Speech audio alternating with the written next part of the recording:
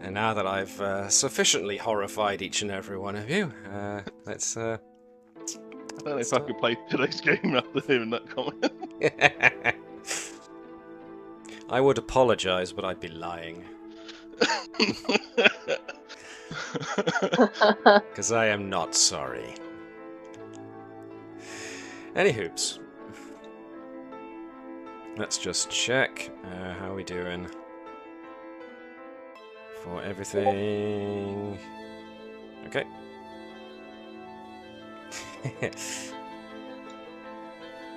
So how many? 167 to 168 centimeters. What's that in feet and inches?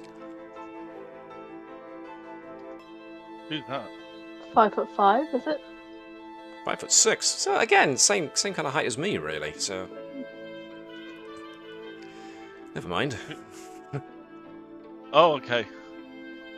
Right, I should really. All right, I'm sorry. I think. Sorry for what? Yeah, exactly. I think I'm either. I think I'm. Are you apologising for being slightly taller than the rest of us? Yeah, I am. I think I'm between this, but I'm not too sure. Yeah. It's fine, I get to hold the fact that because you're taller than me, you have access to less oxygen all the way up there. I wonder. There you are, see? I'm more confused with the range. Do you grow and shrink with the weather? Like what? I can't, it's been ages since I've measured yourself. Yeah. And let's not go too far into that little sentence before we go any further with our transmission here. It's been a while since I've That's what she taken said. my height measurement. There you go. Yes, there we go. Okay, groovy. So, whilst folks are still logging in, although I think everyone's logged in, and I've got Sirenscape playing in the back if you want it, I'm just going to throw us quickly into our intro video and we'll be right back, folks. So, excuse us.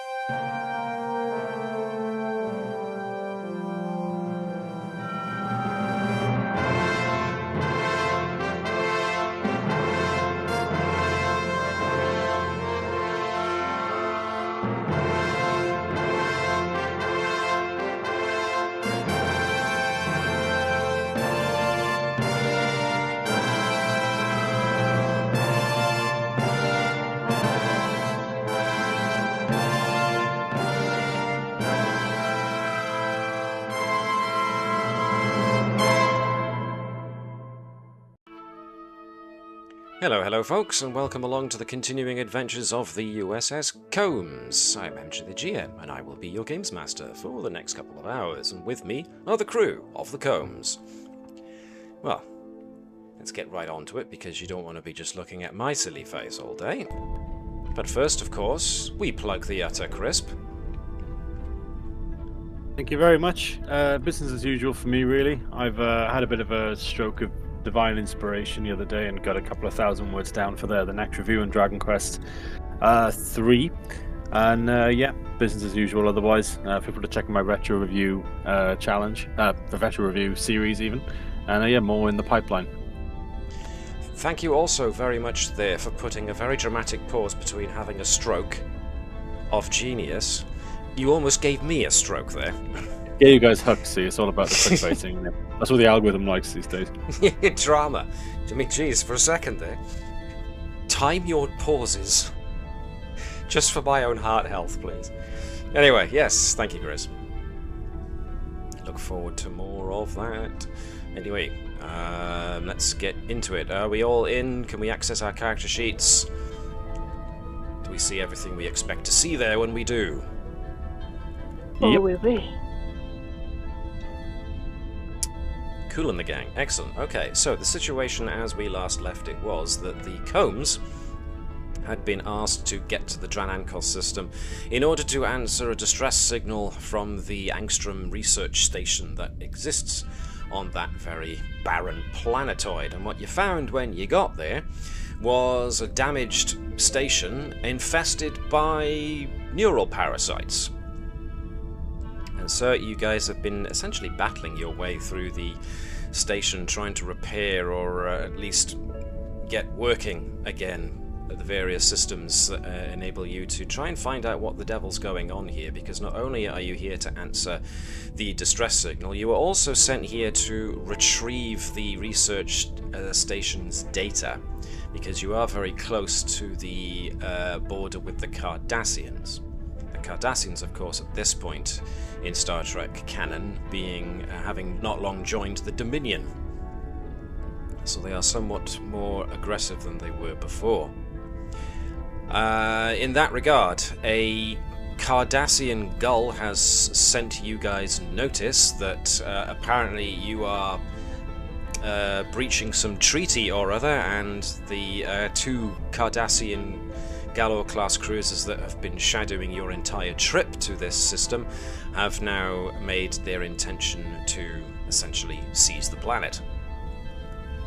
So the Cardassians are inbound. Meanwhile, the away team down on the planet's surface has managed to get most of the situation fixed, but still has to get to the day side of the research station. Now, the last we saw, if I recall, was that we were in the transit hub and had found a survivor. Now, I am just going to put some extra ambience on.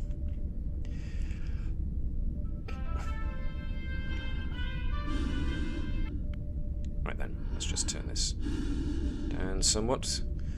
We don't need Enviro suits at the moment because you have managed to restore the environmental systems. So, you have found the lady who sent the distress signal in the first place, senior stellar researcher Amelia Adams. When you first found her, she was in quite the panic. But you've now managed to successfully calm her down and now have a window into what may have happened. So,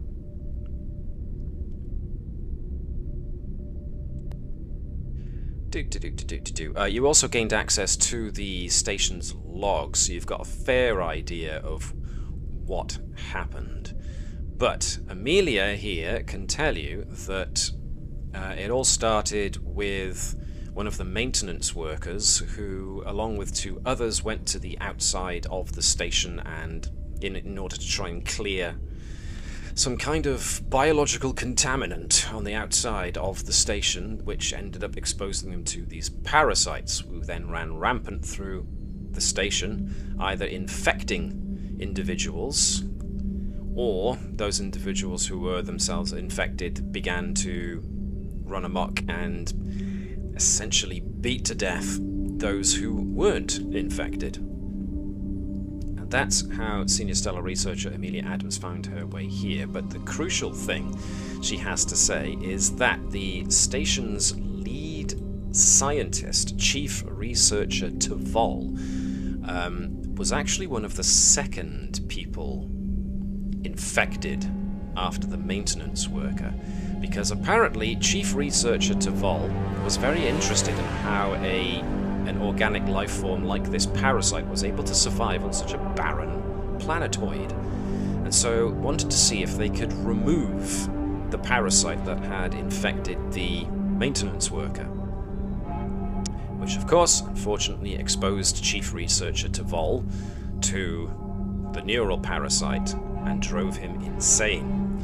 According to Amelia, he started attacking people with his lirpa before the situation with the infected became so big that nobody could amount much of a means of stopping him, and it was at that point that Amelia thinks that Chief Researcher Tavall fled to the day side. He might be going to do something rather horrible and drastic in his madness. So, you are left with... well, unless you have any questions to ask Amelia. What's behind this door? That, she says, is the outer airlock. That leads from here onto the surface of the planetoid. And is there no other way to get to the day side other than walking or the tram? Unless the radiation has abated, I don't think we can transport, so that does leave the tram or taking a walk outside. Unfortunately, I think they set a booby trap on the tram so that anybody who tried using it, the tram would explode. Yep, we found that out. Oh. In which case, we probably need to repair the tram. Or take a walk. Seeing as they came from outside, that doesn't sound like a brilliant idea. Then I guess we need to repair the tram. Yep. Oop, nope. Gekko, Okay. we're going to need to fix a tram. Yeah. Right. So, if you want to fix the tram, we are going to need...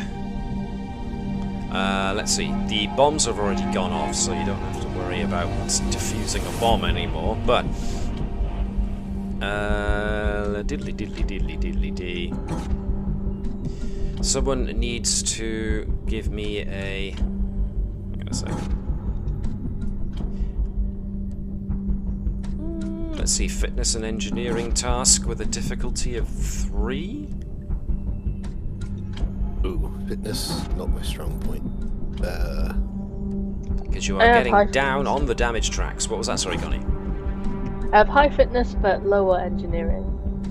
So... My total with fitness and engineering would be 13. Oh, I mean, I have yeah, 13 that's too. what Garo will be at as well. It's 13 because he has 3 engineering and 10 fitness. There we go. Let's all of us do this then. Yeah, let's do it. Cool. 2 can work on it at a time. If you want to add a third, you can use momentum to add them. You have a full momentum pool, so... I'm stealing some momentum so we can do it, all 3 of us. Who Alrighty. has a focus that could apply? I don't. Everything I've got is for space. I have extravehicular activity. You do. That could count, since this is technically a vehicle. Or God focus. Yeah, I suppose God focus as well. Yeah, I think you should lead the it. Okay. best Garo has is maybe warp engines. That's about it. We're gonna soup this baby up.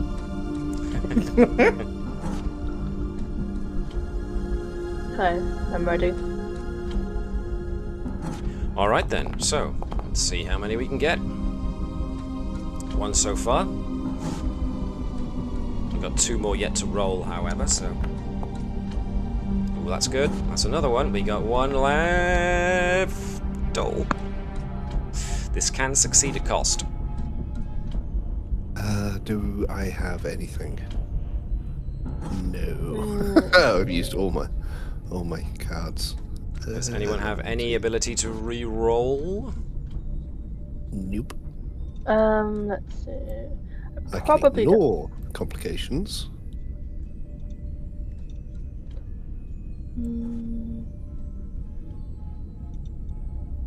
No luck?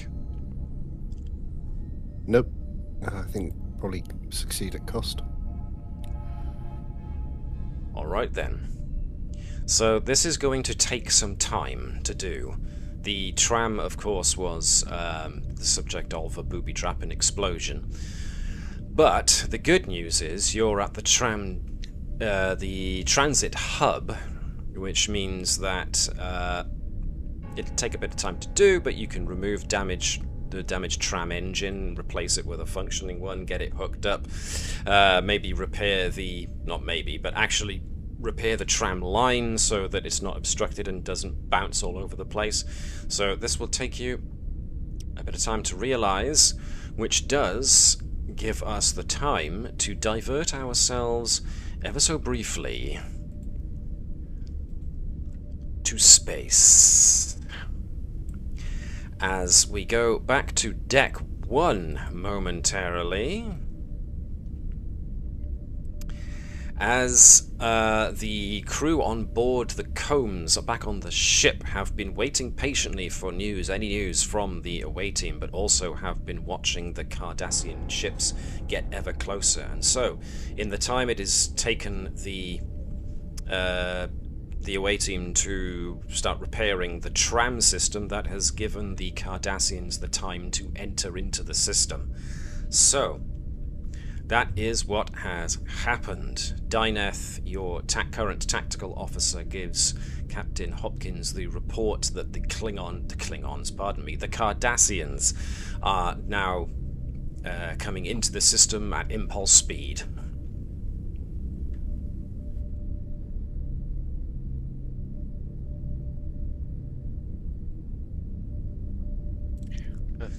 So this essentially, yes, Captain, I've given you deck 1 so that you can see the current arrangement that we have got for who is left on board of the Combs.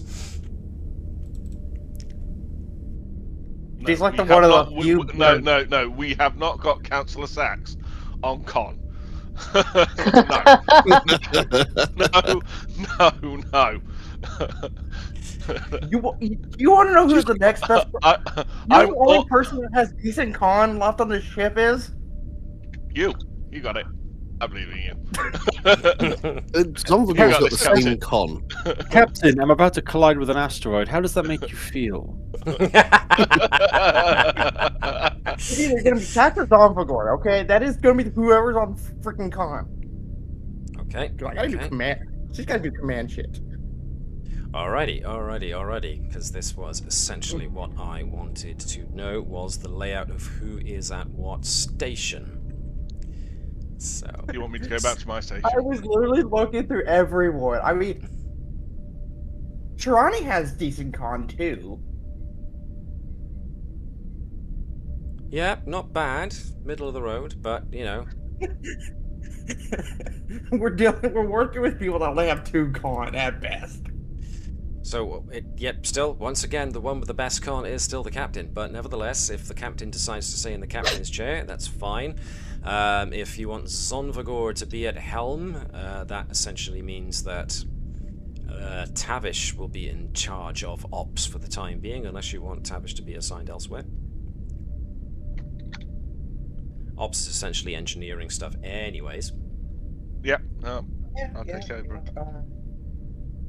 Okay, so we don't need to worry too much about Nurse Uro and the EMD.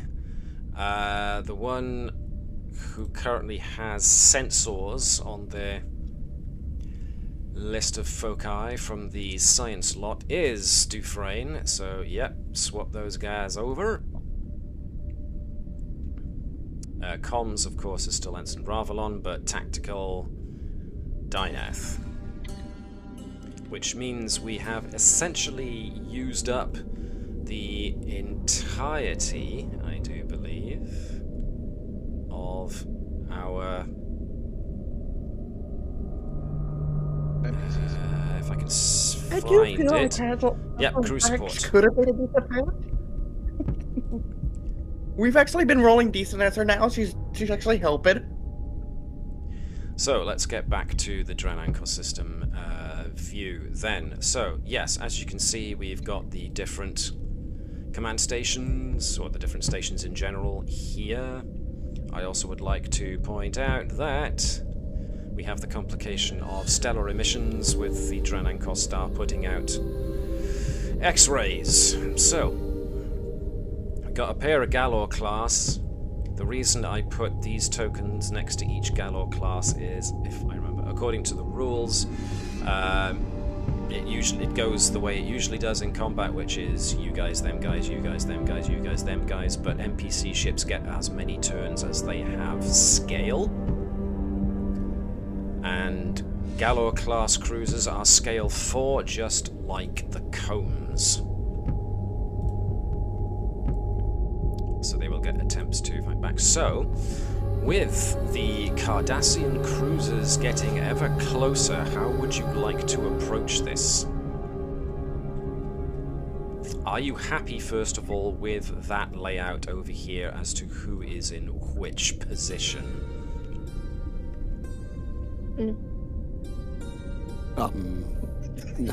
Makes sense. Oh, maybe. Chris! Look, it's tried and tested, alright? It works. Dufresne. Do we want Dufresne up? No. Never mind. Yeah, I think that's the right order. I think we're definitely under red alert with shields up. Sure. But, rules of engagement, we haven't really been out. We're not actually at war, so. No, indeed. They fire first. Well, I didn't fire we didn't fire first. We just defended ourselves. Which means they have to fire first. Does it mean it? Hopkins is not going to antagonize them? No, it does not. Okay. Anything you guys want to do at this present moment in time, or are you just waiting to see what they do first? Probably shields up. Yep, shields are up. Oh, definitely the shield's up. They're not stupid. She's not stupid, but she's definitely not going to fire first because doesn't want to give the Cardassians any excuse. And any excuse to do it. So, yeah. If the Cardassians want a war, we'll start with them. Okay. Yeah. Okay. All right. So you're happy with that layout? Okay. Go on, Chris. Go on, Dave. No, I said you're captain. So. Right. Now, does she want to fire first? Yes. All right. So the situation evolves as the Cardassian cruisers start getting closer. The first ship lowers its shields as your tactical officer reads that they are launching a shuttle. The first ship then re-raises its shields. The second ship lowers its shields and launches a shuttle before it itself re-raises its shields. Any response from the Combs? Probably worth sending a message to the away team. Oh yeah, that's definitely happening. Let them know what's going on. Sure. We've established that communications are working again. You're about to have company. You're not the nice type. So, for the moment, the Galor-class cruisers are holding position whilst the Cardassian shuttles start advancing. Their course is taking them towards the planet. Any response from the Combs? Should we hail them and be like, what the hell are you doing? Or, what brings you by this lovely time and space? Can I ask a question? Is that a Starfleet facility? Technically, yes. Then probably worth giving them a warning.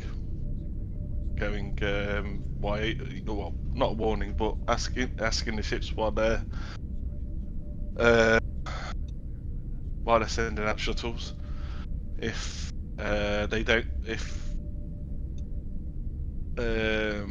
we don't get a response, then we will see it as an active threat to the away team and the personnel on the Starfleet facility over this planet. Anybody want to second this, add more to it, or counter it? So basically, you are in violation of Federation space. Anybody else? Do you want to maybe take evasive maneuvers just in case they decide to get a bit silly? Should we? I don't think that this is. So we're in this. If we. Liz doesn't want to fly first. So not an attack pattern. Something defensive. But then. Do you want to? Do you want? Oh yeah, sorry. John Connie.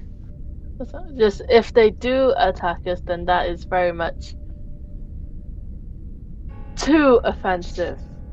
Like, surely they would not that stupid. Wow. Yeah. We are talking about the Cardassians here. Yeah. Then I think Mark's idea of probably putting the ship between the shuttles and the space station is probably a smart move. Yes, that, and also let them know, hey, you are violating Federation space. Leave now, or this could be seen as an act of war. Yeah. Mm-hmm. Moving position, and then send our warning. Send your warning. Okie dokie. Excuse me a second. I've got the light of God shining in through the window right at the She screen. may not want... Hawkins wants to fire first, but knows that it would be bad. So if she can do anything to be diplomatic, but also kind of antagonizing, she will. Okay, so you want to throw them a warning over comms, and you also want to try and position the ship between the planet and the shuttles?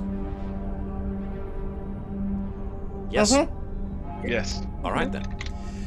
So the Combs maneuvers itself to be directly between the shuttles and the planet. As you do this, the shuttles branch out, knowing full well that you can only put yourself between the planet and one of them. As you then open comms, Ensign Ravalon opens comms and delivers the message. Gets as far as Cardassian ships. If your actions are indeed to board the facility, to land on the facility, we must instruct you that this, as a Federation facility, constitutes an act of, and he doesn't get to finish, as all comm channels suddenly get blasted with nothing but static, loud static. At which point, Ravalon kind of punches the button to turn off comms. And then says, Captain, it seems that the Cardassians have flooded comms with noise.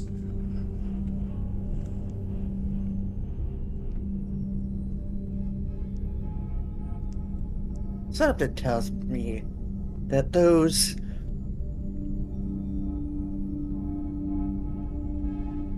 cowards actually want a war.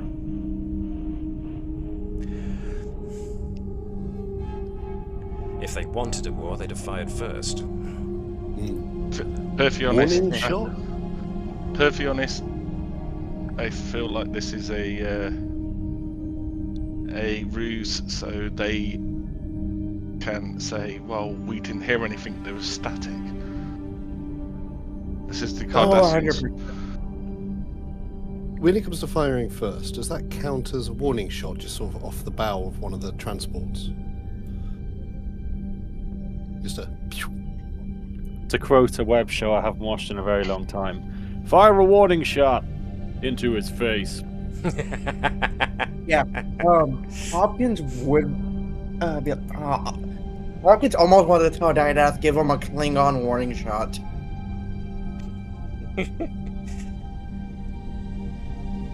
Dynath, give them a Klingon warning shot. So, okay, which ship is getting the warning shot?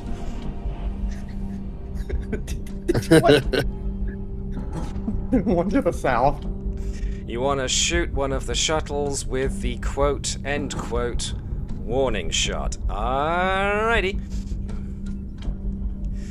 For this, we are... Jesus Christ, this thing. I apologize. For those who are watching the stream, if you're watching, you will see my screen zoom in and out rapidly in small doses. That's me trying to use my mouse wheel to scroll, and yet the mouse wheel on my left-handed mouse is garbage. When I scroll back, it scrolls forwards sometimes, but not all the time. So if you hear me cursing, and folks watching see the screen zoom in and out rapidly, that is because of my bullshit piece of shit mouse. Fire a warning shot across his face. Okay then, so this is going to require a shot both from Dyneth, whoever wants to be Dyneth, giving us control and security, and somebody being the Combs, whoever wants to be the Combs.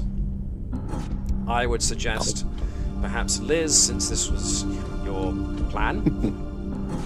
The Klingon hello. But it was the Vulcan hello, pardon me. Misquoting. And Chris, since you don't tend to get much in the way of combat-related shenanigans to do. Shooty, shooty, bang, bang. Shooty, shooty, bang, bang, fire. So from the ship, it will be weapons and security, just 1 dice. Yep. And you said control and security, right? I said control and security, correct. Dyneth should have weapon systems as a focus. Mm-hmm.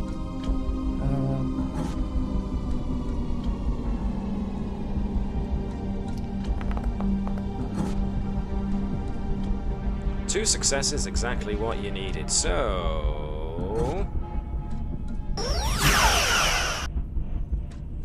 that is phaser array, correct? Yeah, we're trying to make it a warning shot. So were you deliberately trying to miss? Or were you giving it the Klingon deliberately missing and actually hitting them? Klingon warning shot, but in her reports it was a warning shot. It's just we miscalculated the speed of the shuttle. Oops. Oh no.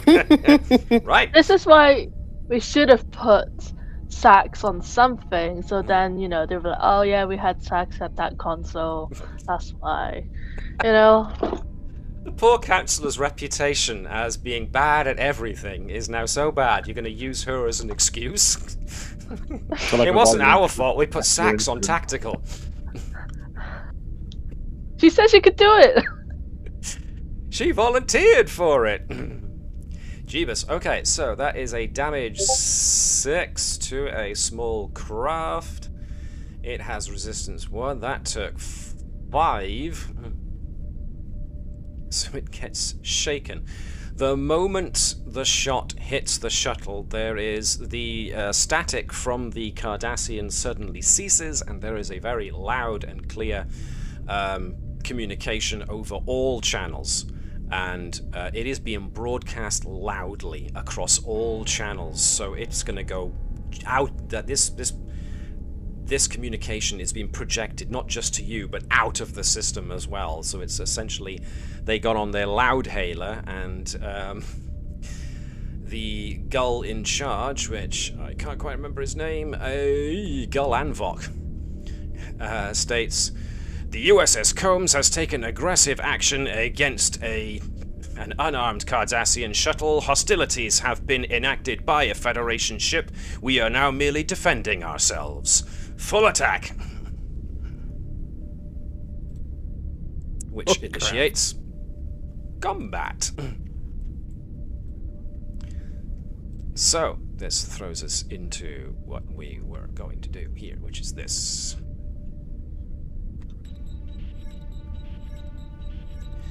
So, this was the excuse these guys needed. So, the situation you have at the moment is the fact that you still have these 2 shuttlecraft. There is just one of you, but there are now 2 Cardassian Gallo-class cruisers who are targeting your ship with their disruptor spinal lance weapons. So, you go first, however. So, whom of you wants to go first? Which station wants to act first? You are currently at Short, medium. I'm going to go say you're currently at long range from the cruisers. You are at medium range with the shuttles currently. Should we set ourselves up for higher accuracy when shooting? That's up to you. Stuff that the tactical officer can do on their own as actions is minor actions for the tactical officer is calibrate weapons, which means that they can increase the weapon's damage by 1. Or they can do a targeting solution where they select a single enemy vessel within long range. On the next attack against that vessel you can re-roll, essentially aiming. Or you can choose which one of the systems are hit by the attack rather than rolling randomly. And of course, the major actions for the tactical officer are creating a trait, as per usual, or defensive fire,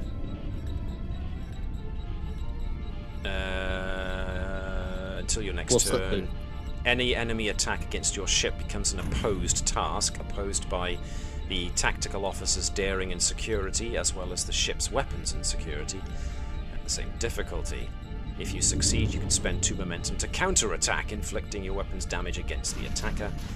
You cannot take this action if the ship is currently benefiting from evasive action.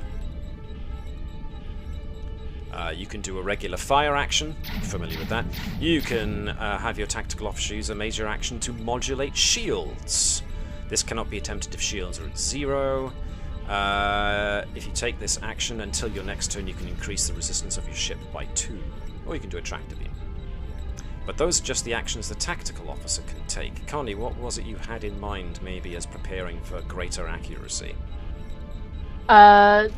Just either, targeting the propulsion systems of the shuttles or the weapon systems of the Gala class ships, so they can't even attack us if they wanted to. Cool. So attacking individual systems of another ship is possible, but you have to get their shields down first.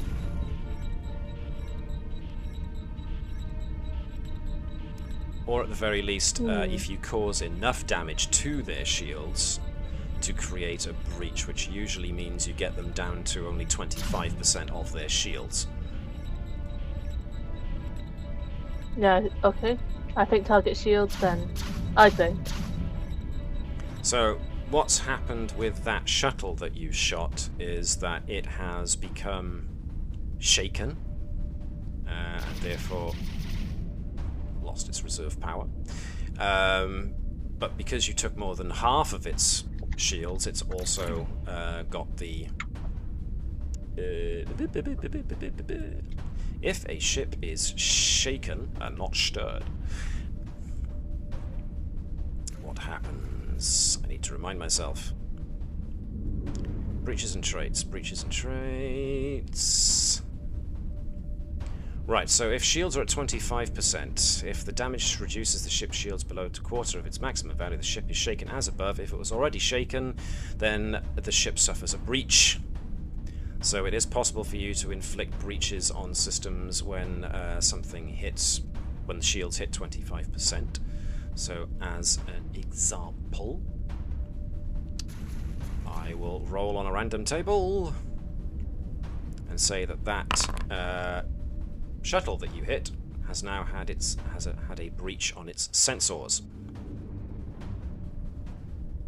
So similarly, if you wanted to take out the engines of the shuttles, you could throw in another hit to the other shuttle, see if you could hit, but the I know this is a lot of talk and I'm sorry about that. The difficulty to actually hit a specific system will increase the difficulty to hit by 1. No problem, Chris.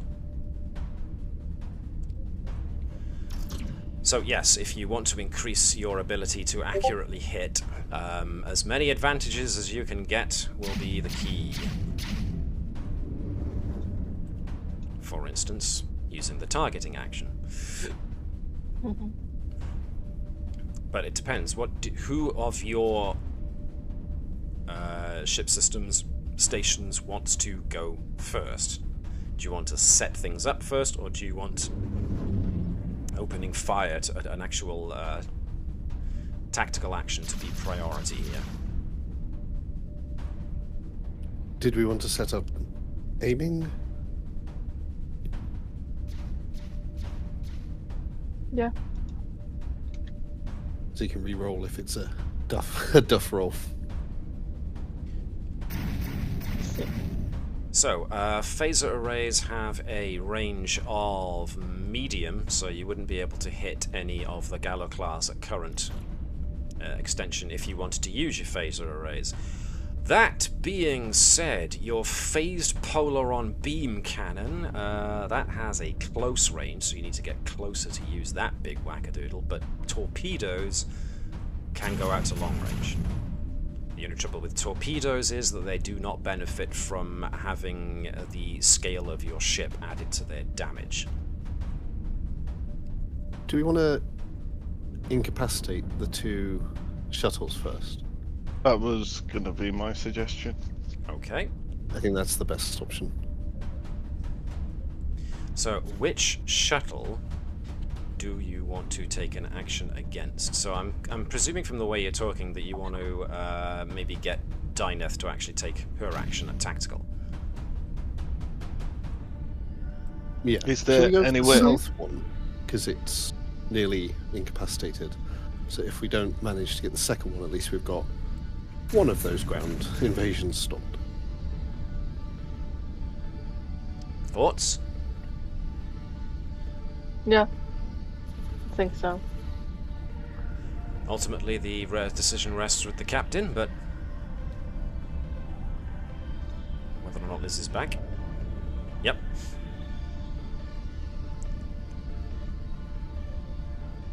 So, Liz, as the captain, what do you think? Unless you're not here.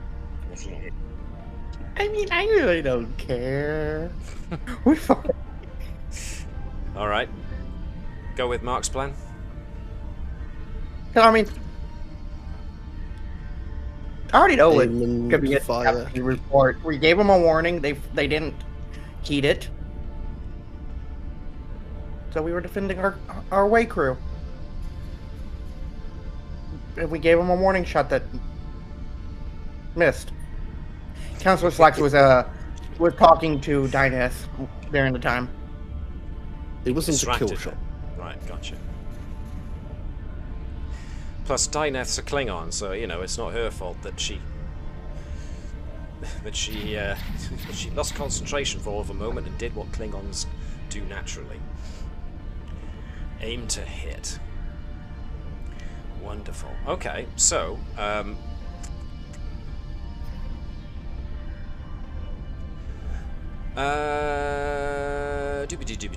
so this is 1, 2, 3, 4, 5, 6. So if Dave is on ops and Liz is on command, Connie is at sensors. That puts well, it's between Mark and Chris, really, over whether or not one of you wants to be Dyneth on tactical, or if you want to be Zonvagor on helm. Zonvagor's my guy, so Okay. Chris can do the pew-pew. I Chris. can't promise anything, but I'll have a go. Chris can do the pew-pew. Okay, so Not a brag or anything. Just hit well.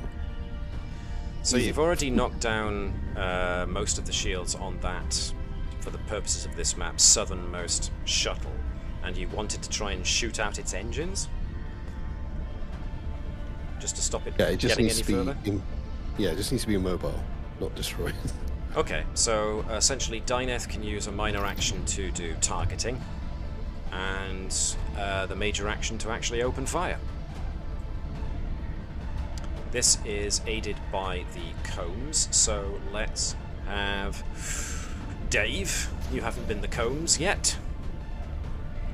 We can get targeting assistance from the Combs using weapons and security, 1 dice, and Chris, if you can give us Dyneth's control and security with focus on weapon systems. Yep. Do I have to tick focus on the? No, Okay. not in this instance. Okay. 2 successes from Dyneth and 1 from the Combs. So that is a hit with 1 extra. So phaser arrays have the what is it called? It's not escalation, it is not spread, it is area. Let me find it. The traits. Energy sped. Versatile. They have the versatile thing, which means a successful hit automatically generates 2 momentum that you can use in some fashion, and if you wanted to up the damage, you could use those extra momentum to do that. But the damage is 6 against a shuttle, which means it does 5, and you use target, so you're aiming for its engine specifically, so the next shot does go through its shields, causes a breach, which means that the ship is essentially disabled, dead in space. Boom. Do we want to seize the initiative and do it to the second one? Yes. Now, the issue with that is that rather than it being difficulty 2, this will now up the difficulty to 3 of the same station being used more than once in a round. I still think it's worth it. What do you think? Everyone. I think so too. Dave, Liz, Chris, your thoughts and opinions on the matter? Do you want to spend 2 momentum to hold on to the initiative in order that you can try and hit the other shuttle? Probably, we are outnumbered. We've got momentum for days right now. Yeah. Okay. And we can buy another dice to help with the successes. Essentially draining our momentum pool by at least half. So it'll cost you 2 to keep the initiative. So whoever wants to take that off, I nominate the captain.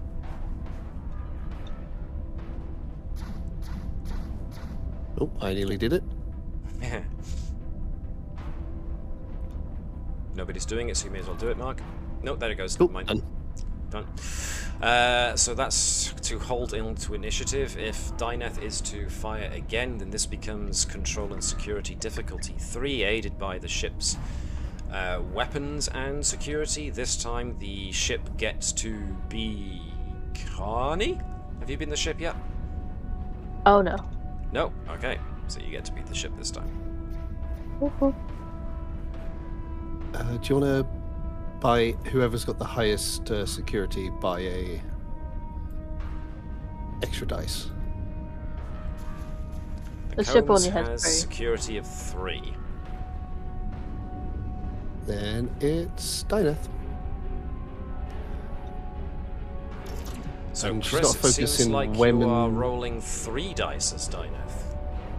And you've got to focus in weapon systems operation. Oh my. Am I rolling that one now? Yeah, Pretty 3 much. dice with focus. Cool. 3 dice. Focus. Control security, yeah. Yes, please. Here it goes. Well, go on, will you Sam. have an even? I think we just won the Dominion War. So difficulty is 3, you got 6, that's 1, 2, 3 back.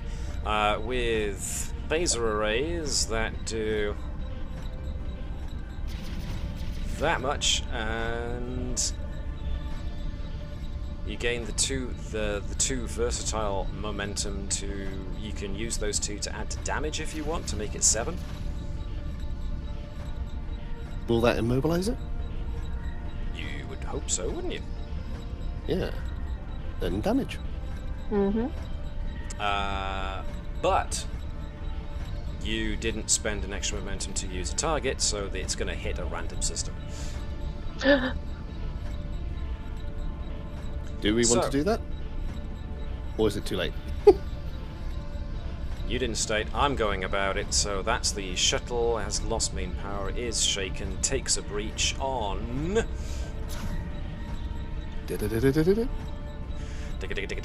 Would you Adam and Eve it? Engines. Hey! Boom. That is that ship disabled.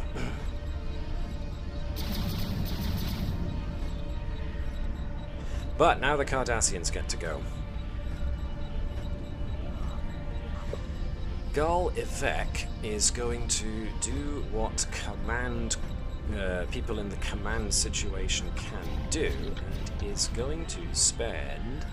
Is it 1 or 2? Let me check. I don't want to get this wrong.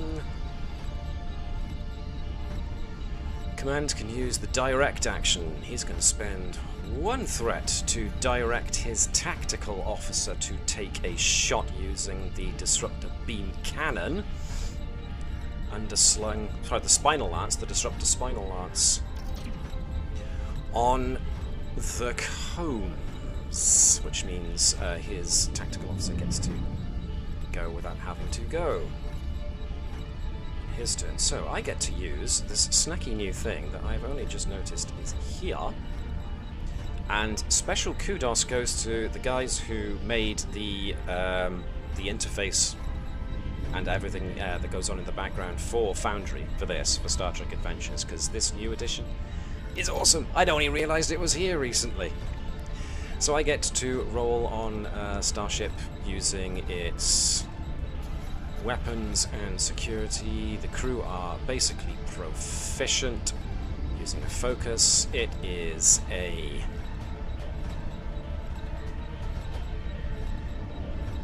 character and ship. Character and ship? Character and ship attack. Whoosh! No successes. 2 successes. So that is because he's doing it now.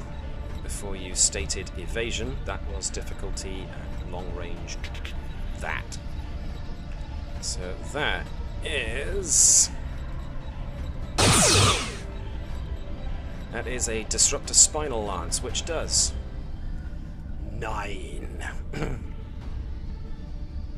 Because it's cumbersome, he had to use the tactical officer had to use his minor action to use it.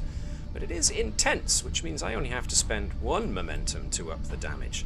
At the moment, damage is 9, your resistance is 5, so I am going to spend that, so it makes it 5 damage in total. 1, 2, 3, 4, 5.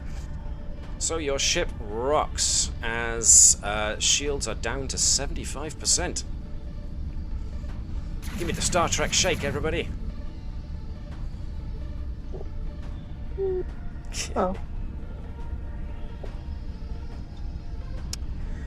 So, that was them having gone. That was Gul Evek. Now, turn goes back to you. Do we still have the penalty for difficulty with tactical? Yes. In fact, if you use tactical again, it goes up to difficulty 4. Yes, and we are long range from them. The only long range Currently. weapons we have is torpedoes. Correct. Well, we've got the adaptive shields to increase our resistance, and we can repair the shields because Tavish is awesome at that. Adaptive shields. Using the latest of the ship's maximum shield capacity is increased by 5, yes, which is what that just took out of your shields, so... Who of you would like to go next? Tactical have had their turn, essentially. They can go again, but it's going to be difficulty 4, as I stated, so Command, Ops, No. Helm sensors can go next. Helms. Helm. What would Helm like to do? Get closer. That'll probably be... Okay. Do we not want to use the adaptive shield modulator, which gives us a +1 to resistance, and get our shields back up to 20? They're only at 15 at the moment. Okay. So getting closer, evasive maneuver? Probably. Oh wait, no. What was the? No, tactical can't go again. Which was the? So essentially, not reactive modulate shot. shields is a major tactical action. Oh, it's still tactical. Ah, okay. It's still tactical. Now the good Never mind. news for that is that it isn't one that requires a roll, but it is still an extra tactical action again.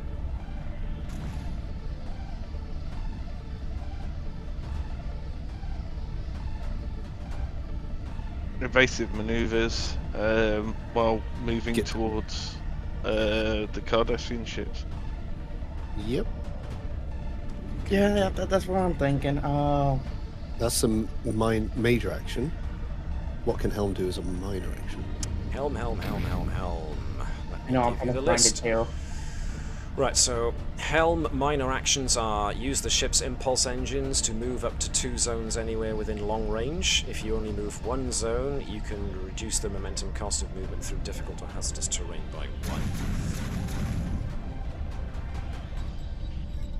Or you can use thrusters to move anywhere within the current zone. You want to get closer, so the minor action can be impulse speed.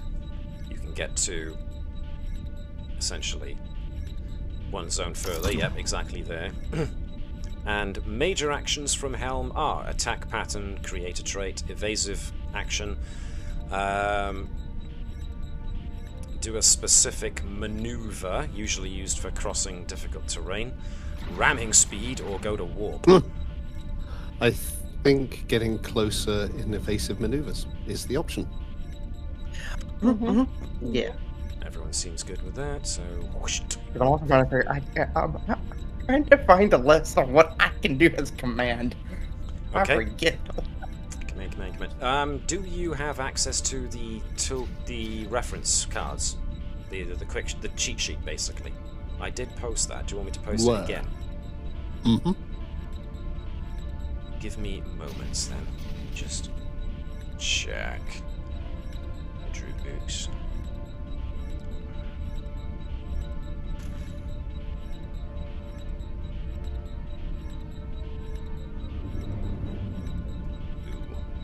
Do I not have access to that? Let me find it on the list of pinned messages. Starfleet. Let me take that link.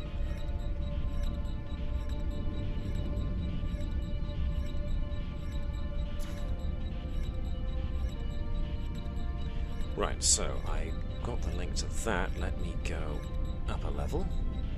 If I can find out how to. Nuts.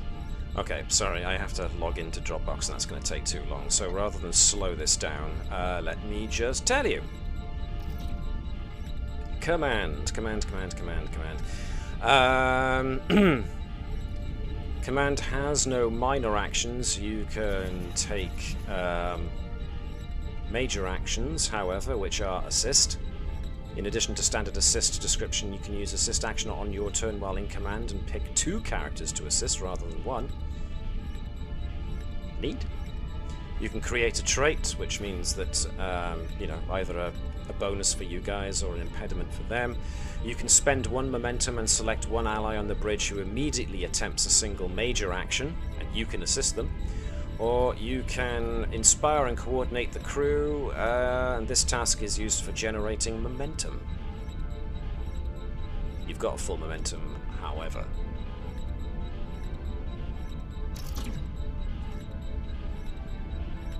Can we create more traits with momentum other than evasive? Sure. If that's what you want to happen next, but that means that your Helm has done their thing. Unless you want to spend 2 momentum to seize the initiative again and get command to do something. I don't know. What are the other actions we can take? So we've got Ops, which for- is bring shields back online. and sensors can aim for us. next. Sensors can try and scan for weaknesses in order to lower their resistance. Sensors can also create a trait, can reveal the presence of cloaked vessels, or can do a general sensor sweep to scan for information. But in a starship battle, it's usually scan for weaknesses. That is its main. And to scan for weakness, you choose a vessel, difficulty 2, and you increase your damage by 2 and give it the piercing quality. I think saving the momentum for the next attack, I guess. Other people's thoughts? Yeah. All good? Definitely. So you don't want to seize the initiative and keep going? Yeah, I'm not sure what we could do. Okay. That's because everything's tactical's too difficult at the moment. Unless we can make ourselves. Oh, wait. What would it take for us to switch on reduce sensor silhouette? Would that make us difficulty? Would that increase the difficulty to attack us? The starship's difficult to detect, but would that make it more difficult to target as well? Because we can keep the shields up with that. You can now, yes. But I would say that would have to be an action by you guys to actually do that in some fashion. So because if we Ops would have to go next, essentially, in order to bring online the reduced sensor silhouette. Yeah, whilst we wait for tactical to cycle back around, I think that'd be a good idea. Seize the initiative, increase the difficulty. What do you think? Okay. I mean, if we can, might as well. Yeah, definitely make ourselves hard to hit, because, I mean, there's still 2 Cardassian ships versus us. Zonfagor was on helm, he's already done his thing. So, Ops is activating the reduced sensor silhouette. Okay. So that means you're spending 2 momentum to go again. What else could Ops do? Regain shields. Yeah. Regain shields, reduce the silhouette. So we're more protected and harder to hit. One or the other. Yeah. Unless you want to spend 2 more momentum to have 2 major actions. What minor actions could Ops do? Ops doesn't really have minor actions. They're all Never major mind. actions. Damage control, Wait. regain power, regenerate shields, reroute power, transport. Okay, just sensor silhouette. All good with that? Yep. You seize the initiative. Ops engages reduced sensor silhouette. Okay. Which makes you harder to detect. In which case, Cardassians go next. That's a good point. I used one for that one. I'm using this one for that one. Dupe. They are now using that and that, using that. That becomes more difficult as such.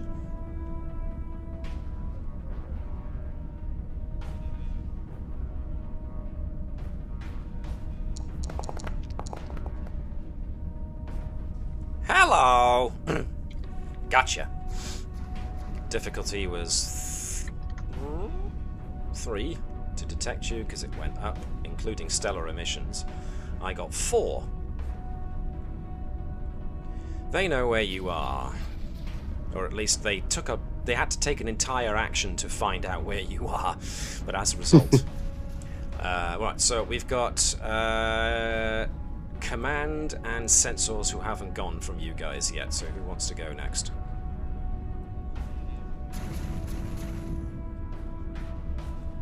Scan for weaknesses.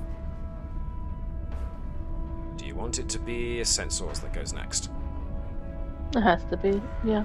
Bearing in mind, Captain Hopkins, as captain, has the ability to jump in and aid anybody who's doing their action. She can essentially forego having a turn and just jump in to aid anybody she likes at any particular point. Would that speed up the return to tactical? Because then, yeah, do it.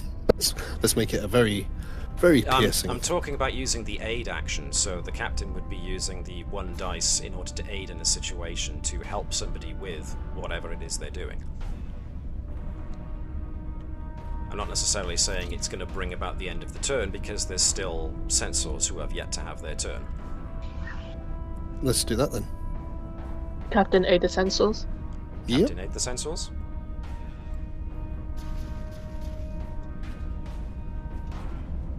Liz, you with us? Thoughts? Yes, censors. Science, most likely.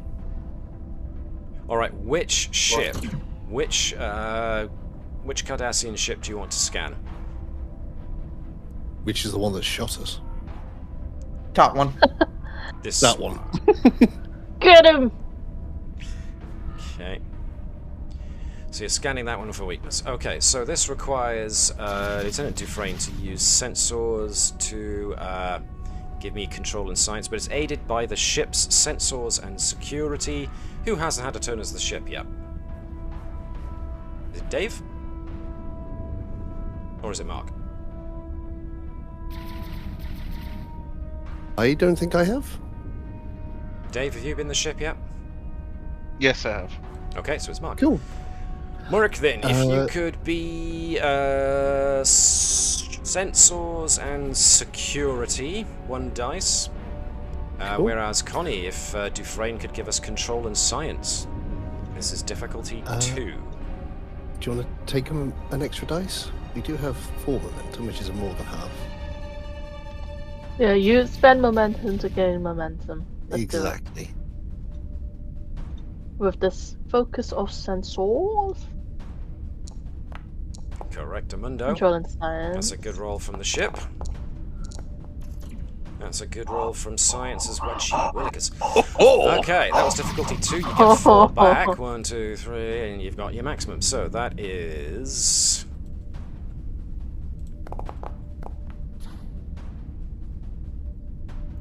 Alright, so what does piercing mean for us, for those who don't ask how know? Hopkins managed to succeed in helping science when sensors don't. Oh, right, cool. Control of science, which was 1 extra success on top of, so that's 2 bonus you've got on top of that. Give me a second. Let's just see what piercing is. This weapon makes an attack. Any resistance is ignored. Yikes. Okay. So you've got 2 free-floating bits of momentum that can't go in the pool. What could they get used for? Sensors. Could we detect weaknesses on the other ship? Not really, because that's an action. What can we spend it on? I'm trying to see now. There's things that can be spent. Oh, another trait from sensors, other than piercing. That requires a roll, usually. Let me see if there are momentum spends that it will give me a list of. Here we go. Personal conflict momentum spends. No, I have to go the other way. So, it is Starship. Combat momentum spends. Over that.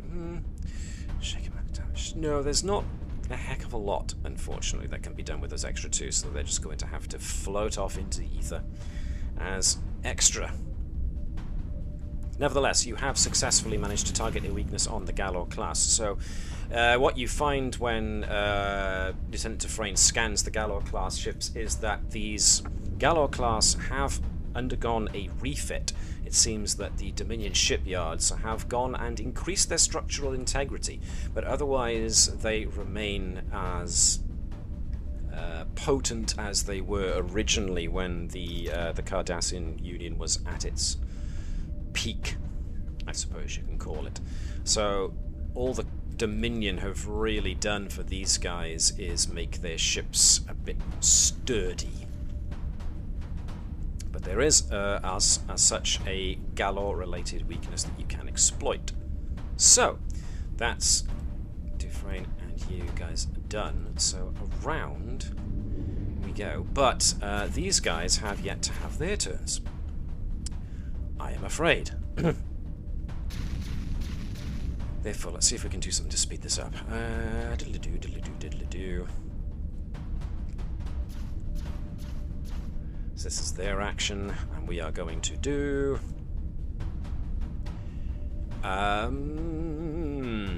they've already done weapons and security. They've also already done weapons and that.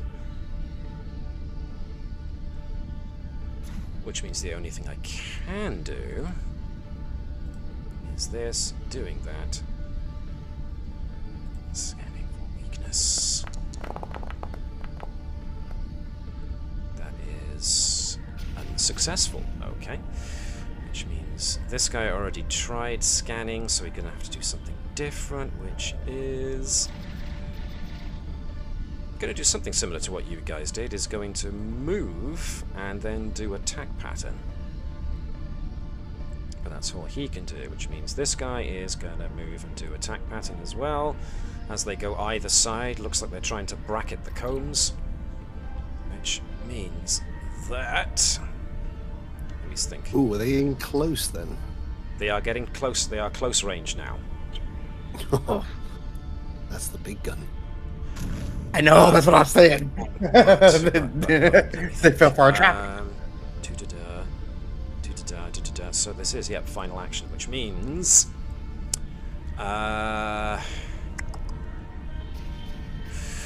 these guys are going to set up something for their brethren.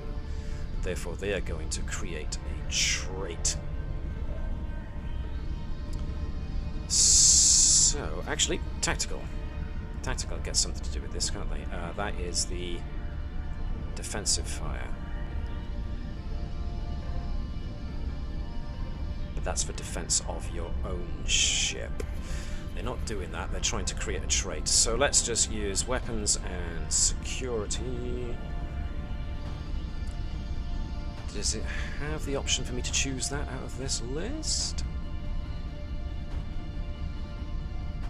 No, so I'm going to go with character only, not character on the ship. Yeah, let's do this.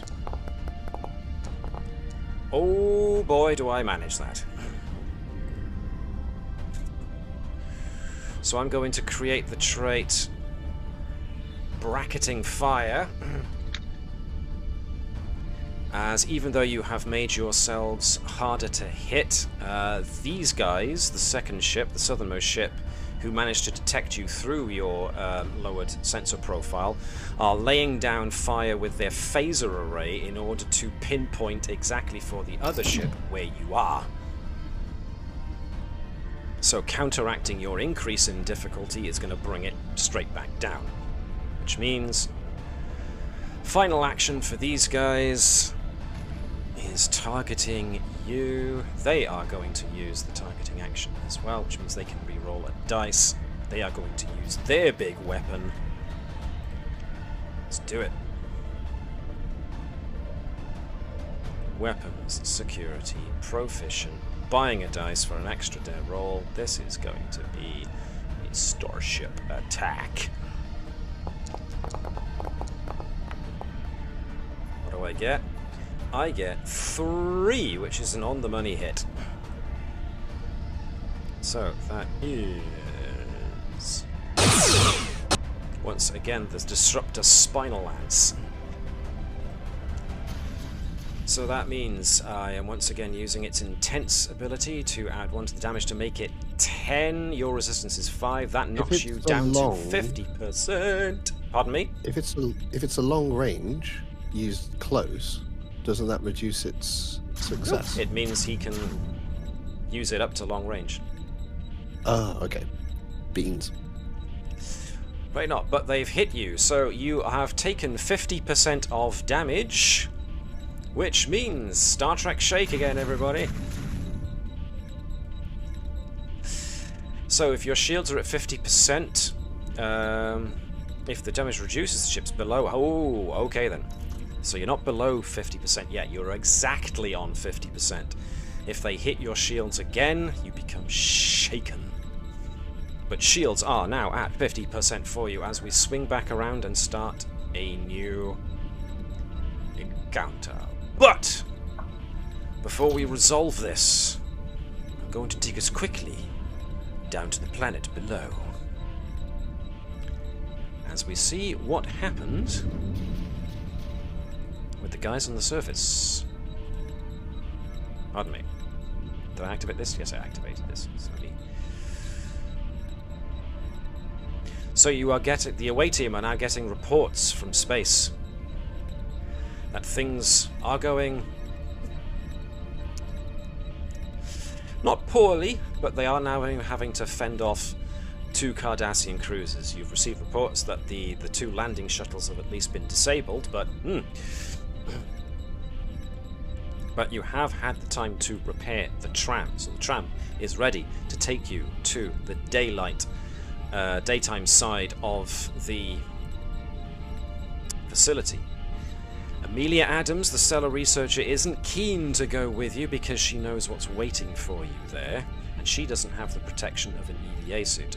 However, if you really wanted to try persuading her to come along with you, you can try getting her into one of the EVA suits that are available in the lockers inside of the airlock system. So what would you like to do? Leaving her sounds like a... No, that sounds like a terrible idea. Let's not leave her here. She'll just... But... Sorry. Go on, Bonnie. I mean, Flask has persuasion, and he can tell her all about the joys of, I don't know, getting around with an EV suit, and it doesn't. Right? If anyone could persuade her to wear an EV suit, it's probably the one that never takes us off. Yeah. Absolutely. Okay. Flesk's charm and power of persuasion.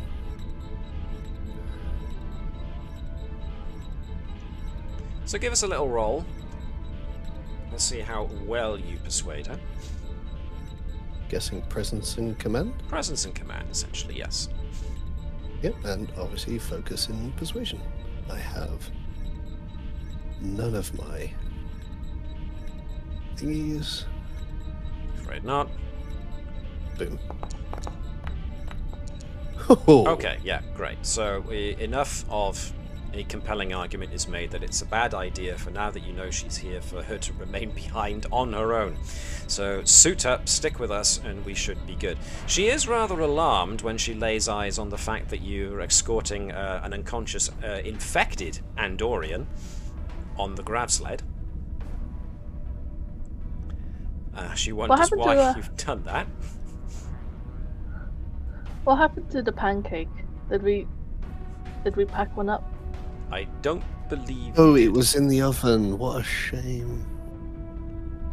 That's okay. We'll extract one from the Andorian. Yes. Here's one he made earlier.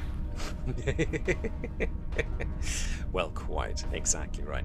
So, so the tram is now ready to take you to the day side, of which there is, well, only one facility there.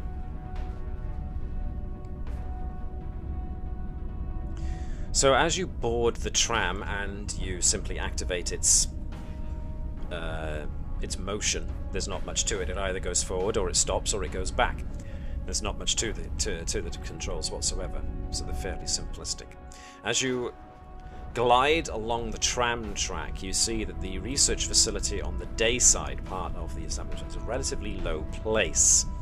This is only a small transit center, and your EV suits can register the external temperature going up quite dramatically, as this is the side that's bombarded with the rays of the star constantly. But as soon as you arrive in the Dayside Center, you disembark onto its small platform, quite quickly. And let me get your guests as well, because you are bringing folks with you.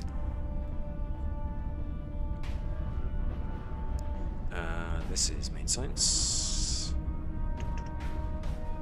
So let's keep these guys towards the rear of your group as you enter into the main science lab area.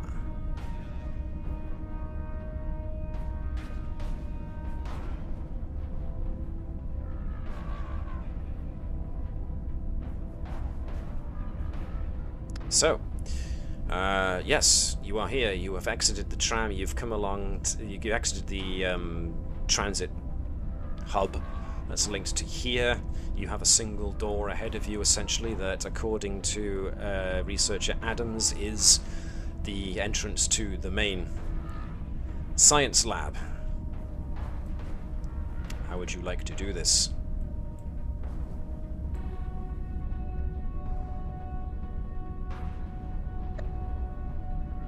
Take a listen. Sure. We'll just ram the door open. Ram the door with the anti-grav slide. Gotcha, gotcha. Ram the door with the anti-grav. Bam! Anybody home?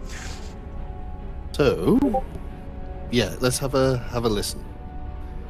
Who's got the best ears? I have nose. Okay. You have Yeah, do you want to give it a those. sniff? See what you can detect. Yeah. Sniff the door. All right. Let's see. What would we do? Insight and science, please, from Gurkow, using her pheromonal scanner.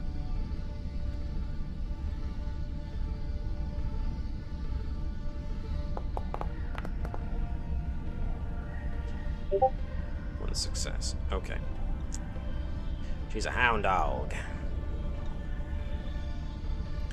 Alright, so the chemical analysis of the scents that your olfactory sensor is picking up indicates the presence of bodily sweat somewhere in there, as well as the very, I think it's high copper content of Vulcan blood.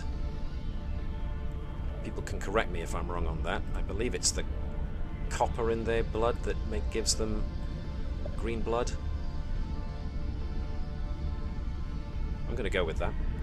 It's mint, I think. Spearmint? Gurko, what does your Tellarite nose tell you? Well, I smell Vulcan blood, but what were they feeling? I don't know. Can I smell any? Well, actually, can I smell any kind of psychological or emotional state? Can I sense any of that from a Vulcan? So if you're trying to smell whether or not there's a state of fear, rage, or whatever through adrenal release, yeah. I mean, you got an intense smell of Vulcan sweat coming from in there, so that would suggest a heightened state of agitation, certainly. Exactly what they're feeling, you've got no way of telling just through scent alone. Genuinely, who needs a Bajoran when you've got a Tellarite nose? Not a Bajoran, sorry, a Beta Z. Quite. Alright, Flesk is confident in his negotiation. Can Oh well. Alright then, so what do you see when you go in? There is a Vulcan who has got his back to you, and he is dressed in full Vulcan robes and also has a Lirpa held in one hand. He is stood currently over a console but you can see just from looking at him from behind that his head, the back of his neck, even the back of his hands, he is covered in neural parasites, and he is there visibly shaking, shuddering from it. And he appears to be operating something. He is definitely inputting commands. What you can see through the main windows, which cover the entire northern portion of this room, gives you a good view of the outside and a very good view of the Dranankos star itself. What you can see is that there is a particle stream emanating from some kind of emitter that is shooting directly into the system star.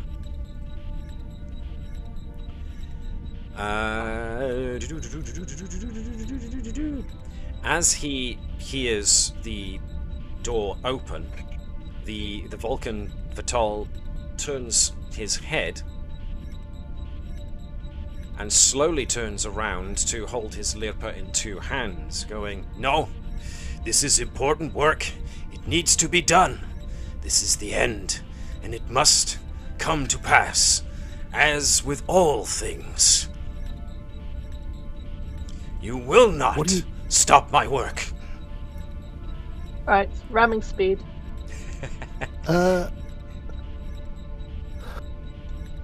So he's got the parasites on him, but he's still got his awareness about him?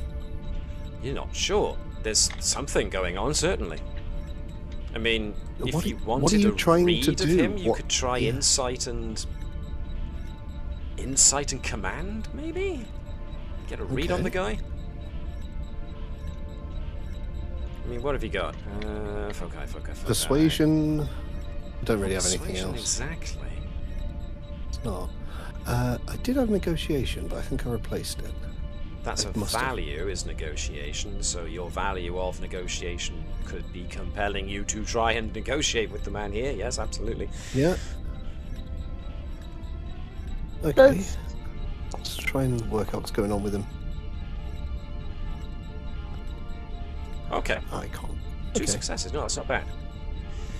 So, the guy's covered in neural parasites, which means that according to what you remember being told by Dr. Sott about how these things operate, he must be in unbearable amounts of pain, to the point where it's probably driven him... Well, one hesitates to use the technical term nuts. So for a Vulcan who's usually pride themselves in being full control of their faculties, this has got to be something that drives you nearly insane with the blinding pain. So one can only imagine what his skewed perspective is at this point in time. It seems he is going on aggression at being whatever it is that he thinks he's doing. While he is covered in these neural parasites, he's not in his right frame of mind. I am going to try and talk him down, talk to the Vulcan he is, or was, so that we can help him, we can treat him, get rid of the parasites that are causing this pain, get him the help he needs. Right. It doesn't have to be the end. Okay, cool. But what I've essentially done is thrown us into a different kind of initiative here. So we're jumping back and forth between space and the surface. So Flesk has just had his turn. Unless you want to, worth trying to get a read on the situation, unless you want to spend 2 momentum to actually try and do this negotiation again. But it is going to be difficult. I don't know. What do people think? I don't think so. Because I just heard Gurkow go ramming, or somebody say Gurkow ramming speed. How about the doctor? Can I get help? The doctor come in because he's got bedside manner to try and say that he can help him. You could try. Go on then. Do you want to take 2 momentum then to keep the initiative? Oh right. I guess so.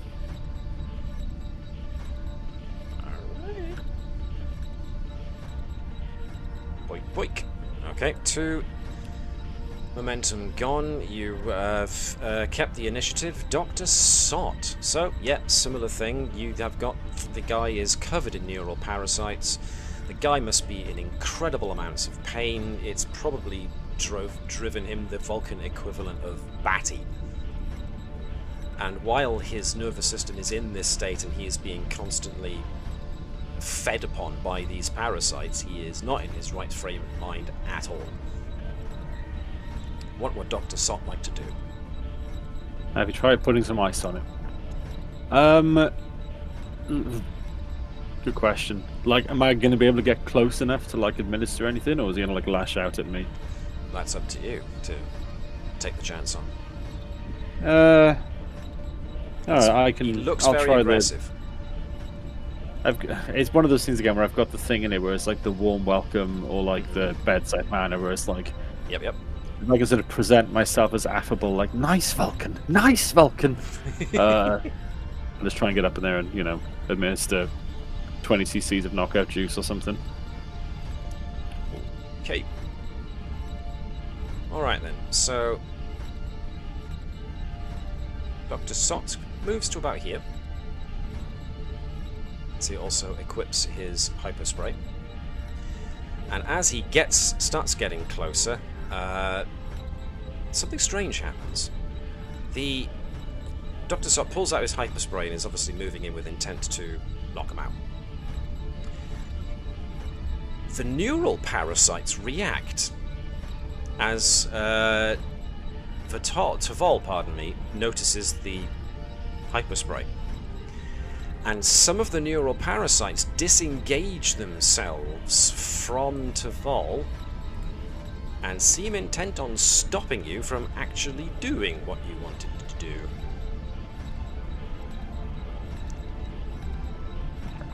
Whack. Tactical withdrawal. So, yeah, you can do that. You've managed one minor action to move. You can substitute a major action for another minor action to get the cluck out of there. Hey, Flask. Does that mean he's in less pain and less insane at the moment? Ah. But until you get the answer, this is where I take initiative back. So we've had Flask. We've had Flask go. We have had Dr. Sot go. So I am going to put this fella as next.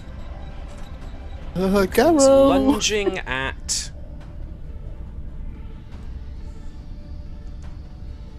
He's lunging at Flask with a Lirpa. Flask, you are fully aware of this attack, therefore you can make a daring and security check to try and evade.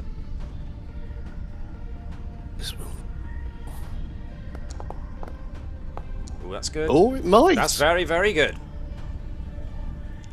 Daring and security, 2 successes, so he needs 2 to go. Okay, nice. Let's see if he can do it. Daring and security. Nice. He does not manage it. I think I didn't get a result. Yes, I did. There we go. 1 success versus 2. Yep.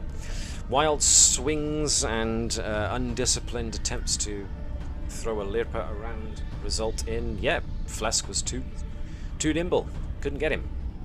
Right, cool. So that's the Toll done. You guys next. So who haven't we had? We haven't had Gurkow. We haven't had Garrow. You're going to go next, okay? Yes, I am. Right, don't worry about him. I've got an idea. Try and kill those parasites. So whoever's the best shot. Well, I was going to ram the antigrav sled plus Andorian. I'm sorry, Andorian. At him, and then hopefully the neuroparasites sort of cling to the Andorian instead of the Vulcan. But if we need some kind of preparation, like adding more not that we have it, neurotransmitters on the Andorian so that he's tastier. Oh. You're serving the Andorian up as a tasty treat without his consent or knowledge? No. Why not? I'm not saying no. I'm just making you fully aware of the situation as you are looking at Maybe, okay. enacting not it. a war crime. But Flask is going to be asking for Garrow to come in and shoot the parasites because he doesn't want to deal with the parasites. Like he's already, he's confident that he can take on this guy because he's just dodged a hit. Oh, Connie, Flash. go on. You were gonna finish what you were saying. Oh, it's just, what if my thought is just ramming the guy, and then whatever happens, happens.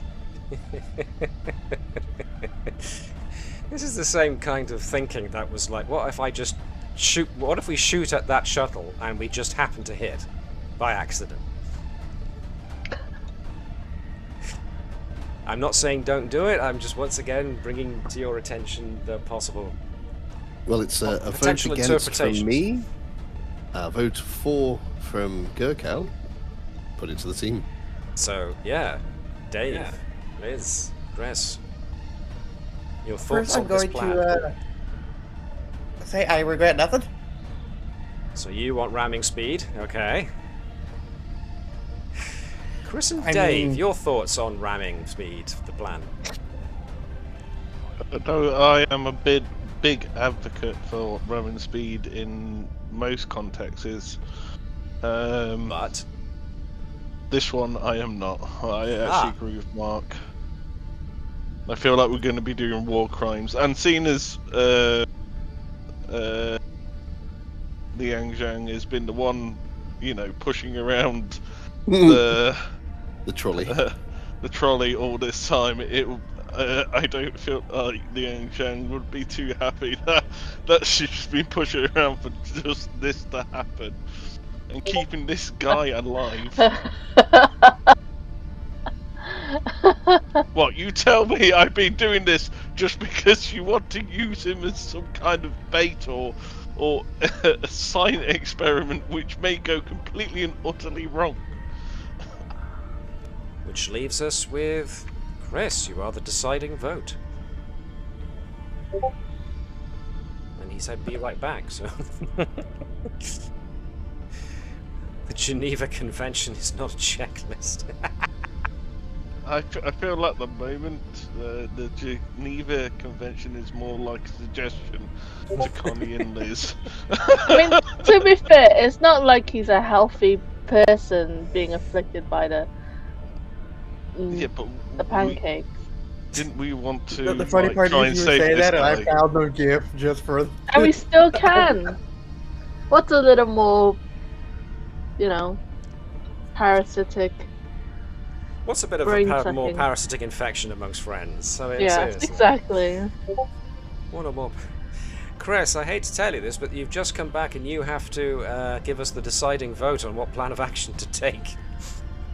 Cool. What are the War crime. options? Does War somebody... crimes or negotiation? I mean, negotiation. Surely. Why is there? Look at it, Hang on, You're Right Connie out here. first. Hear Connie out first. Connie, describe to You know. Chris what it is you you suggest. What I'm doing is just, an offensive attack towards the Vulcans, so that the neural pancakes will get off of him, and by doing They're already off him. we're doing that by we do. How do we know they haven't clung bit back more. ever since you backed off? Because they're still on the floor. Put them back on the body, and then we can talk. Matt, please. There might be more. There might be more covering him. Yeah, You yeah. don't know. So yeah, ram him with the anti-grav sled, Andorian as collateral, Right. and maybe the pancakes will go for the Andorian, and then the Vulcan will be in less pain. Is the what state is the Andorian in? Is he already doomed? Or... Unconscious. So not necessarily. So we sent we're trading one person for another, but neither of which are in a particularly. I don't know. I don't know. Or what Flesk was hoping for was Garrett to come in, shoot the pancakes on the floor, Proxy. and help the Vulcan without sacrificing the Andorian. Yeah, even if we can just take the Andorian off the sled first, then I'm down to, like, you know, it's whapping time. But is the Andorian, like, shit? I think the Andorian is key to Connie's plan. Okay. I am willing to take the Andorian off and surf the sled. Okay, I like this plan a lot better. I'm on Team Connie now. I will be the bait. Can you aim for the Wait, parasite repeat that? rather than Proxy. the Vulcan? Because the Vulcan can be saved. I mean, you aim for the Vulcan, the parasites go for you. Because I don't know if the parasites are self-preserving that way. Flesk is a dancing cowboy at the moment, able to dodge attacks and take pancake ass. So he's okay with that. What he can't deal with is the Vulcan and the pancakes. So he wants someone to deal with the pancakes. Welcome to Cooking with Neelix. Something about pancake ass? Okay. Right. So, final decision. Who's going next and what are you doing? I've just said what I wanted to happen. Someone to take out the pancakes. What happens, happens. I I'll feel like, take do we out the- need to, like, to be frank, like, do we need to... Is the Vulcan any more expendable than anybody? Like, you know, do we need to sacrifice the Andorian for the Vulcan? Like, what's the point of the trade? Or, you know, for us, one of us to go in there as bait. What's the...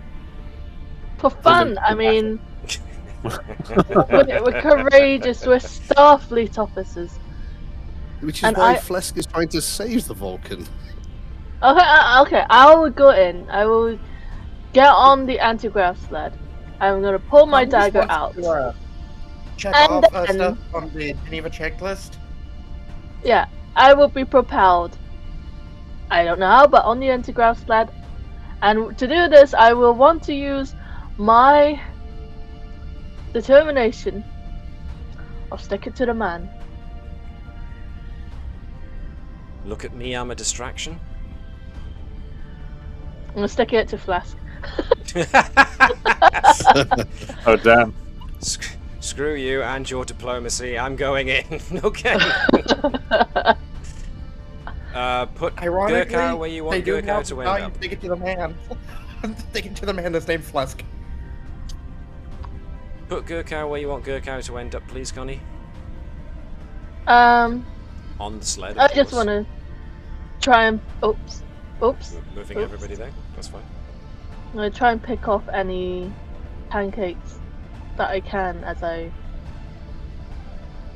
speed towards the Vulcan with my dagger. So Obviously, you speed you know. towards the Vulcan, going through the door, essentially, flipping skid around Flesk and sort of ram into him. Okay. This is going to Shake and require loose. control and engineering. Unless you're trying to use the anti-grav sled as a ram.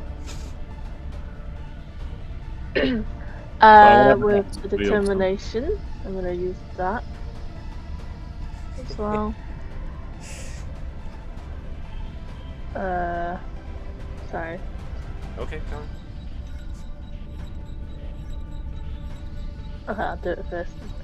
Focus, dedicated focus. Take one determination off. Right. Roll to. What if I take a point of momentum to roll one extra? Up to Are folks. you using your determination and a point of momentum? Go for it. She really wants to ram into this guy. I mean, No, she's going Right. past him. Hi, I'm Lieutenant Commander Gurko, and welcome to Jackass. I'm nicking. I'll be nicking the pancakes off the Vulcan. Hopefully knocking As I some go pancakes along. off the Vulcan. Okay. Yeah.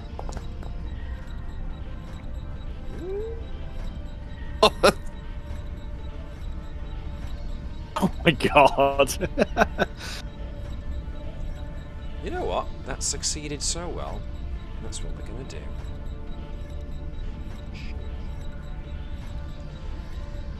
Tavok goes flying. As you skid, Taval, pardon me, goes flying. But you hit him so hard that some of the fully grown neural parasites attached to him actually do detach. I will call that a success, which means it's their turn.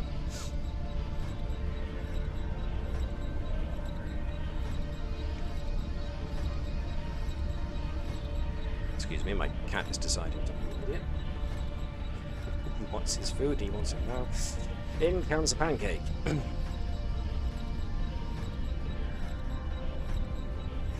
This one wants what Gurkow has got in her nervous system. Tasty, tasty nerves. And so Gurkow gets to defend against this using daring and security.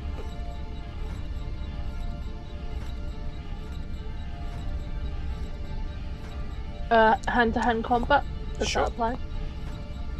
Cool. I mean, how they train you against a flying slab of whatever that is coming at your face. Yep, 2 successes, which means it does not manage to touch you. Cool, it's one of you next. Who haven't we had? We haven't had Garrow. We haven't had Lian Zhang. We really gotta get Garrow in here. Yeah, we need a wide-angle shot. Hitting as many as possible. Alright then, Liz, you're up. As Garrow.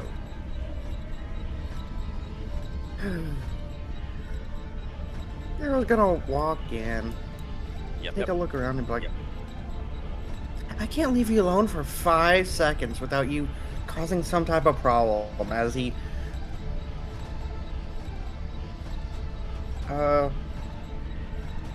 shoots at a parasite. Did it take my minor action to move inside, or no? It was a minor action to move inside, yes. Okay, so I can't It change it proceeded to from right one angle zone yet. to another. If you wanted to set it to... Wait a minute, didn't you already set that to wide angle shot? No, that was No. Flesk. That was Flesk. So if you want, you can spend a momentum to set the phaser rifle to wide angle dispersal. I think that's what Flesk wants, so that's what we're gonna do. Alright Flesk then, wants so a it's wide angle. a flat difficulty of 2 using control and security with probably a focus because it's Garrow. He knows how to use a phaser. Let's see that.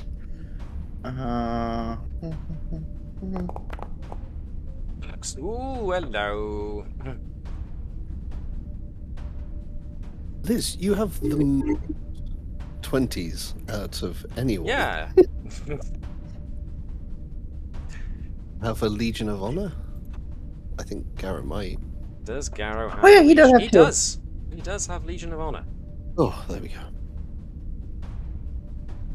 What you unfortunately can't do is re-roll that. Unless he does have something you can use to re-roll that. Nope. Actually, what is that?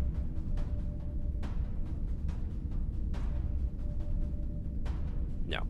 Strong Par is no. Actually, hang on a second. Oh no, whether you resist being coerced or threatened. Chief of Security. Opportunity cost of weapons. Okay, fine. Pardon if you start cross combat. No, nothing really to reload, so that is a missed shot.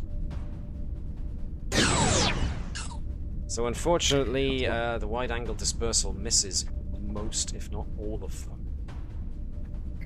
Which leaves another neural parasite with Arrow instant... accuses Flesk was in his way.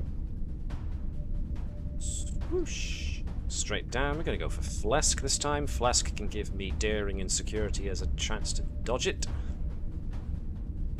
Oh. Oh no. Versus... Oh no. Exactly the same, so, yep. Pardon me, Flesk is by there. It's the beards. I keep confusing whose beard is who. Right, that Two bald guys with parasite beards. is They done. can't see the colour. Which leaves Lian Zhang. Dave, what would you like Lian Zhang to do? Your phaser was set to wide area dispersal already.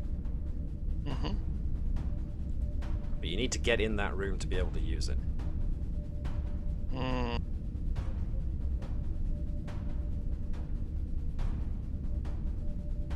Can I go here? Sure, you're going to have to go in that way and then that way. Either way, yes. Oh. You can't move through walls, though. There you go. There you go. Can I go there? Sure. Cool. Let's do a wide aerial dispersal then over Back over here. The middle one? Yeah. Alright, sure. Yeah. So, difficulty 2, control and security.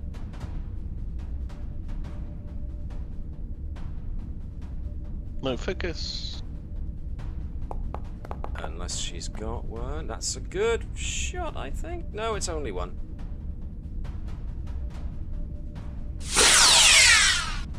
Okay. I have not hit anything with Liangsheng. In all three of these parts. Swoosh. Time for Lian Zhang to get an attempt Oh, to munch. Daring and security, please, to resist this.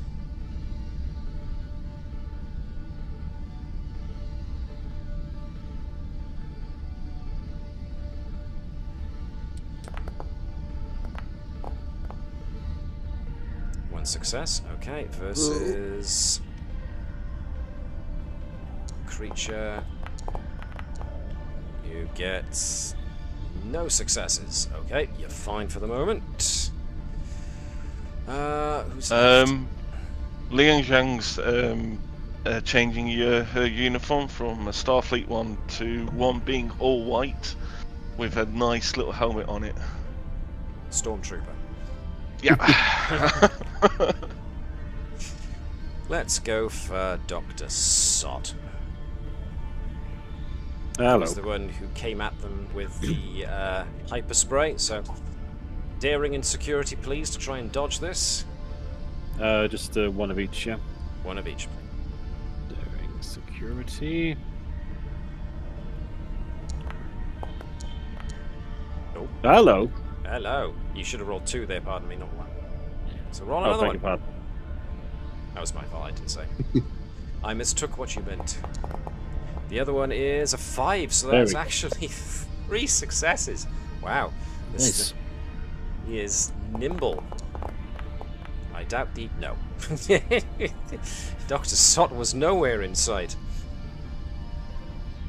Alright, is that everybody? So next up is 2, 3, 4, 5. Okay. So, what essentially comes out of that is that somehow, to everybody's amazement, Gurkhow's plan seems to have come off with a result in that she did actually manage to hit Taval so hard that the remaining fully grown neural parasites currently attached to him got knocked off from the sheer velocity. Taval himself, let's say, took a 4 stress impact from that, but he's woozily coming around as he's trying to pull himself up on this chair, but you may have an opportunity here. But before we get any further with that opportunity, I am going to pull us back into space. Because you guys have got quite the situation going on here. Ops, get the shields modulated. So modulate the shields and get the power back up. We need more It's resistance. Tactical that can That's modulate the typical. shields, it's ops that can regenerate the shields. Yeah. Just ops to get the shields back up then.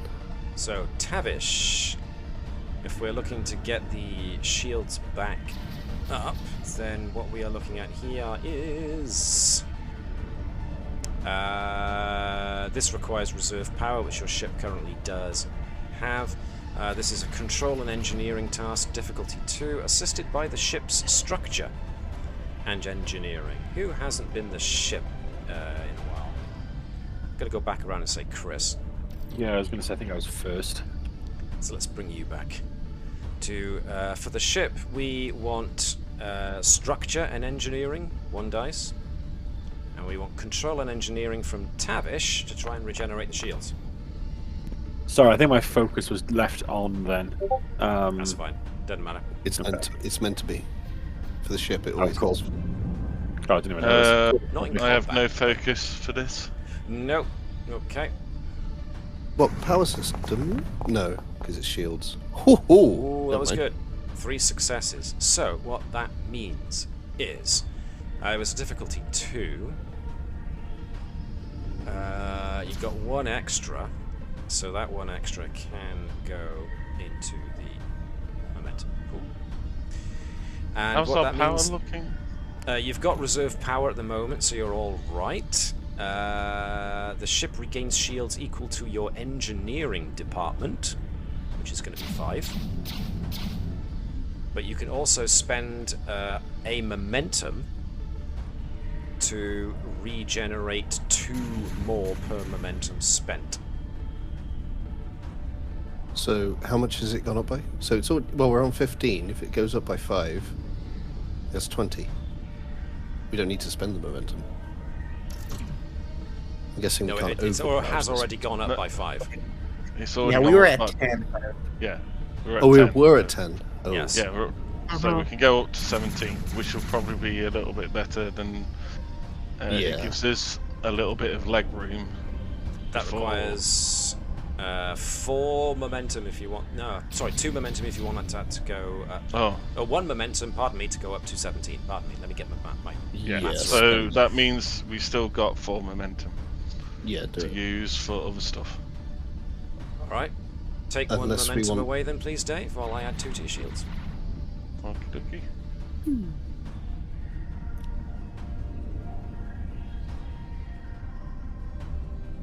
Alright, Do we so... want to seize momentum and shoot one of the weapon systems so they can stop attacking us for a bit?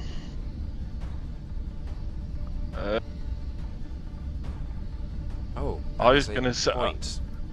I am an idiot. Okay, never mind. I was going to say, is there anything we can... Matt, is there anything we can do to make it easier to shoot like systems they have? Yeah, if we've got piercing. We've got... Because we use sensors to get piercing. Yep. If we seize momentum, tactical can aim and then fire. AIM will allow you to actually select a ship subsystem to target, yes. And then we target... Because then we're only dealing with 1 weapon attacking us.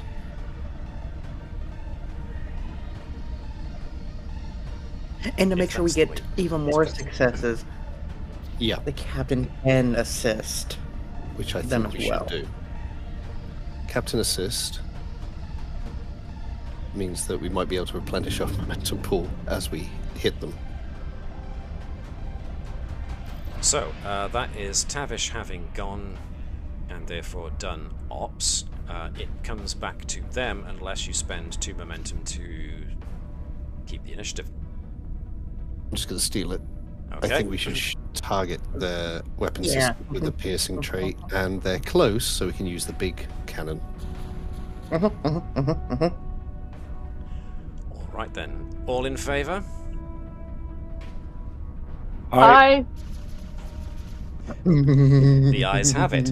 Okay then, so Tactical Officer is using, the minor action to use targeting systems, which means the major action to actually shoot. So that requires Chris, if you are Dyneth, then give us control and security. Liz, if you could do the honours to give us weapons and security from the Combs. No, was Liz gonna have is to going captain to assist. assist. Oh, Liz is going to assist because you're doing that, so can I get Connie? And you know, just to save me from actually rolling and getting a terrible thing, she is going to use her determination of never back down. I didn't back down from mutineers. You think some cowardly Cardassians are gonna make me also cower? No. You tell them. Nice. So she So yes, I am using Never Back Down with a callback to the last... Technically, it was last episode? Or last... Okay. the last episode. So make sure to note that when you put it, you actually tick the thing saying making a callback. Sorry, make sure I caught my bit amongst that. I'm doing control security. Is that 2 dice, and can I use a focus 2 on like dice. weapon system operation? That's the one. Cool. I'm going to use a focus. I'm going to use a focus of hand-to-hand combat. I'm going to strap myself to a torpedo. Are you going to have a lasso on it? Ooh. Well, clearly I should have had a lasso on it because Yeah. something went. We've You can still spend got a the captain determination. and the ship to roll, so You can spend a determination to re-roll. Ayneth. so that's 2 I might well do successes. that. So thankfully the captain was aiding, which undid Dyneth's whoopsie-daisy there. So Machiavelli. Connie, if you could be the ship, give us 1 Ship turn dice, engineer. weapons and security, please. Oh, 1 second. With my little focus. Ooh, that's a good roll. Oh, So that is 3 successes. So 1, 2, 3. Yep. So Does Dyneth want to re-roll? I think I'm good if like everyone's been sort of made up for it. I'll save the determination for another day. Oxy, Okay. go away. Just barely didn't get it back. Oh.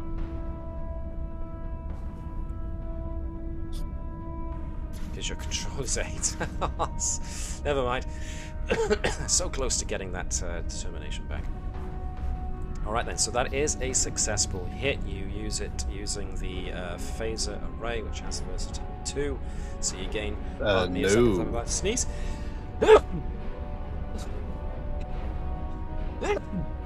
Oh, no. We're not using the phaser banks. No, we're Oh no, using, you're using the the phase beam polar cannon. beam cannon. They're in close range. They made the mistake of getting close. Ba-boom! Alright, so that gains piercing from that as well. It also has the Double intense- piercing and intense. So essentially you ignore the ship's resistance. It's got intense, so those 2... no, you don't get 2. So you gained 1 momentum over and above what you needed. You can spend that 1 momentum to add an extra point of damage if you wish. Or do you want to keep it?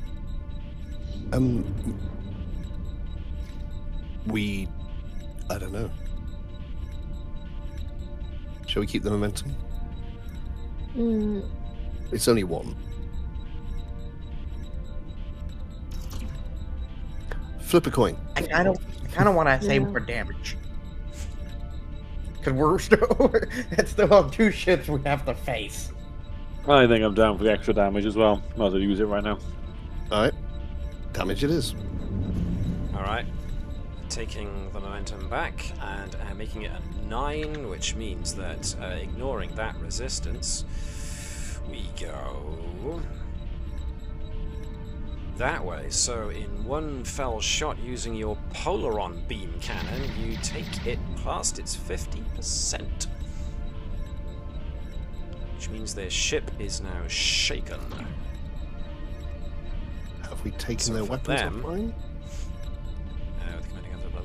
Making a damage result. So when a ship is shaken, they have to choose an option, which for this is going to be brace for impact, which means essentially one of the NPCs on the crew misses their turn. So I'm going to move that guy. That ship So has only 3 actions. It's it can actually take. 2 damage we get. Nope. Nope, ignore me. Okay. I'm reading that wrong. Cool. That was you guys keeping the initiative, holding on to it, so you now officially lose the initiative as I bring it back to these guys. Bracketing fire has already been used, so that goes away. You have just used piercing, so that goes away. Let's see what Are we we've got. still in evasive? Because we didn't get out You of it? didn't. That's a good point. Evasive did not get used next time. I neglected to remember that, so I will put that back. Now, what evasive essentially means, if I recall, is that when, like with one-on-one combat, rather than it being a flat difficulty to hit you, it actually becomes... if you take this action, then until your next turn, all attacks made against the ship become opposed tasks, using daring and con assisted by the ship's structure and con. So, Zonvagor, because you are going to get attacked next. Right, let's go. So, Zonvagor has to make a, what was it? Daring and con, assisted by the Combs' structure and con. So, can I have Dave be the Combs, structure and con, 1 dice, and Merc, Zonvagor's your guy, daring and con. Let's see how well he maneuvers this ship. Okay, oh, he doesn't have a focus, does he? Cool. Daring and focus. I just No, noticed. everyone's doing stuff. No, They they're don't supposed usually do. Yep. Because your chief helm officer's on the planet below, but that isn't bad at all. That is 2 overall. Let's not also forget that you did put your reduced sense of silhouette on, so the difficulty is actually 3 to get a hit on you. So that is above the average. So, excellent. Let's see how they do against you. So, this guy is going to try his luck. Also going to try my luck by adding... dice... yeah? Action. Done. You know what? No. No, no. I'm gonna go for it. That's how I'd go for it. I'm gonna go for it. Waboom! That's a lot of 17s. 2 success. See, if you hadn't have used evasive action, that would have actually hit.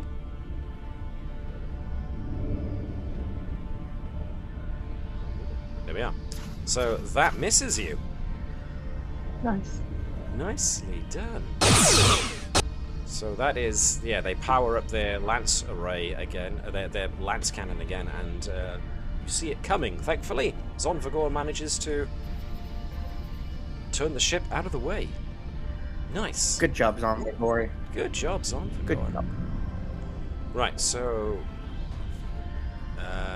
ops have Do you want gone. evasive? Tactical have gone. Command also assisted. So that leaves. Do you want evasive again, everyone? Yep, so Zonvagor can nominate what Helm wants to do next, which is evasive action again. Yep. Mm-hmm. Does he want to And use at least minor that's action we to got move rid the of ship these anyway? stupid- Do we? We're in close range, so not really. Okay. I'm gonna hold position here. Nice. Okay. I don't think there's anything else I can do as Helm for a minor action other than move.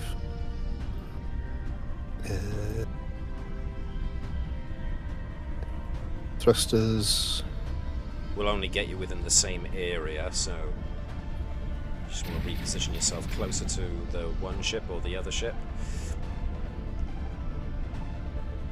Can we? Connie. Oh no, Connie, what are you suggesting? It's nothing too mad. Can we just position ourselves like behind one ship this way or this way so that we're shielded by their own Ooh. ship? That's a good idea. That would, in my opinion, override evasive, because you are trying to then use the ship's maneuverability to use the other guy as a shield, which And would they make could it easily more difficult to hit. move. Yeah, I'll just go for. It's not a bad Yeah. option. I'm not discounting it. I'm just saying what it would require to pull off. Evade ourselves in that direction.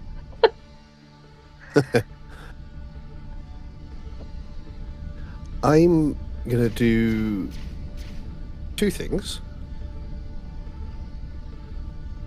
Not sure if this counts.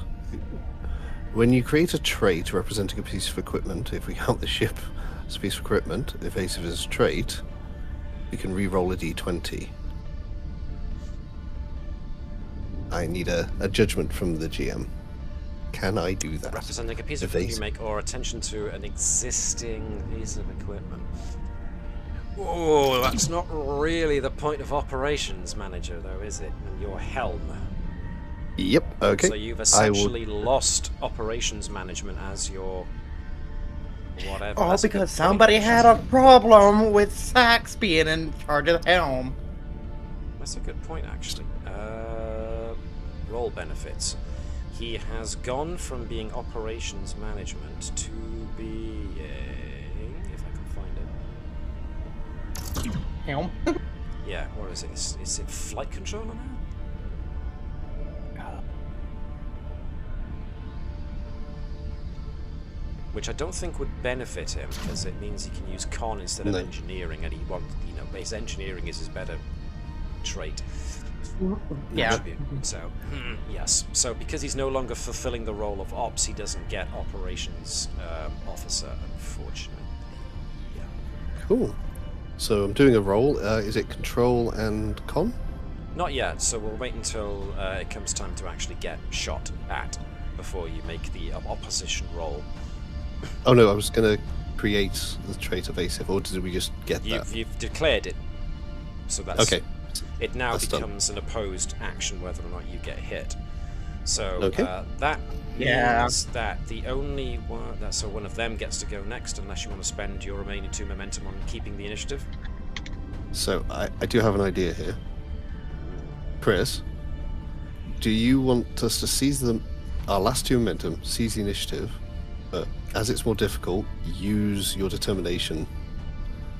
So you're rolling 1 dice plus a guaranteed 2 successes to attack. There's a issue if with you that. don't. Oh, yeah. What is Dyneth's value? Battle isn't everything. What do you think? I didn't use it. You heard? She's a But the weapons grump- creator. She's a weapons creator that essentially regretted what she did. But Never maybe mind. what she's doing is that, like, war smart, not hard. Battle isn't everything. Victory is. That would be an interesting way of getting around it, because you did say you were looking at disabling them rather than destroying them initially. I do remember you guys saying that. You want to essentially knock out their weapon systems so that they just can't fire back. I'll And go that's what for she's that, doing. then. She's undoing weapons.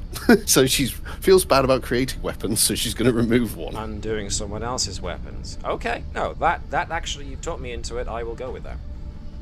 Utilizing her determination that way. Yeah, I'm game. Chris? Do you want to so this put it to the group. Do you want to spend your last 2 momentum in the current pool to get another go and try and shoot at the Gallo class ship again? Is Chris here? I just got back. Sorry, there was something fell in the kitchen, so I missed the last 2 minutes. Sorry. What's happening? Say yes. Yes. Chaotic. No more. I don't need anything else. Just, yeah. Cool. You're spending your determination and you're attacking. That's fine now. Dave, did you have any thoughts on this plan of action? Group's already decided, so it doesn't matter. Well, what was your opinion on this? Do you like the sound of this, or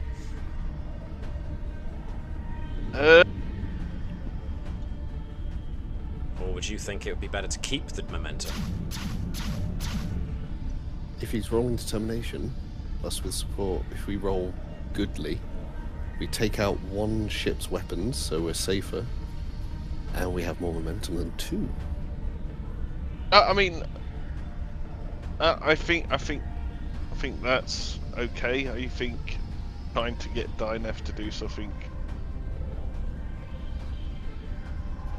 Is worth I don't trying, know. or- You don't know. Okay. No. From like a roleplay kind of, from like a kind of Tavish thing. I don't feel like Tavish would be too happy with, you know, Dynef because, well, it would be the, you know, the whole thing with like, you know, Dynef not really wanting to, you know, do things like this.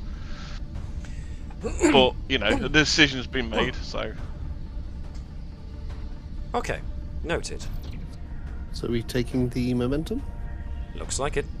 The majority have signaled that they wish to do this, so your last 2 momentum. This becomes a difficulty 3 tactical roll now. And it's...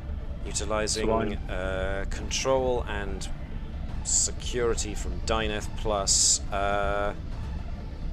well, Mark, do you want to do the honours as the Combs? Yeah. I'm using my determination as well, yeah, sorry. Using Control determination too, security. yes. And focus. Focus, yep. Alright, just the 2 dice. You've got no momentum Yeah. to buy another dice with, Yeah, so that's it. it's That's it. just the 2 Yeah, dice. it's just those. Oh, yeah, I was getting momentum and determination mixed up. No worries. That's fine. The ship's just rolling the 1. Why Didn't did it roll Dyneth not get determination? a... Did you check the Yeah. box for determination? I'm guessing no. Oh, bear with me. Let me try that again. No. Ignore If you the, didn't, that's fine. It just says with I did not. focus, so I'll replace the 18 with a 1, which makes it 3, which makes it 4, which makes it a hit with 1 extra. Yay! Yay! Special effects time. But you were using the big weapon, I know, so I don't actually have polar on beam cannon effect. So, whoosh. And it already has piercing. It already has piercing because it is a phase polar on beam. That does 8. Unless you want to spend that final And it has momentum something- to add a bit of extra to the damage. Maybe we should keep just the 1. Well, no, because that will wipe out their shields, and hopefully that causes the breach, taking out their And let's spend it. weapons. Spend that momentum Yeah, if you yeah. want to spend that momentum. I'm hovering over it. What's the vote? Need an answer, folks. Good. No objection from me. I'm going to take Alright, it. there it goes. You forget, I'm Intense the means one it that becomes ordered difficult. a warning shot in quotations.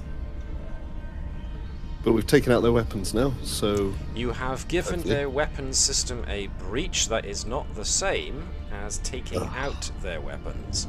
However, let us see what you actually managed to do. If I roll on the weapon breaches table, which is energy weapons, torpedoes, or tractor beam emitter, what did you manage to hit? 13. Which equates to torpedoes. Why do I ever feel like that was that was not a good thing to hit for them? Yeah, does the torpedoes detonate? What did we do?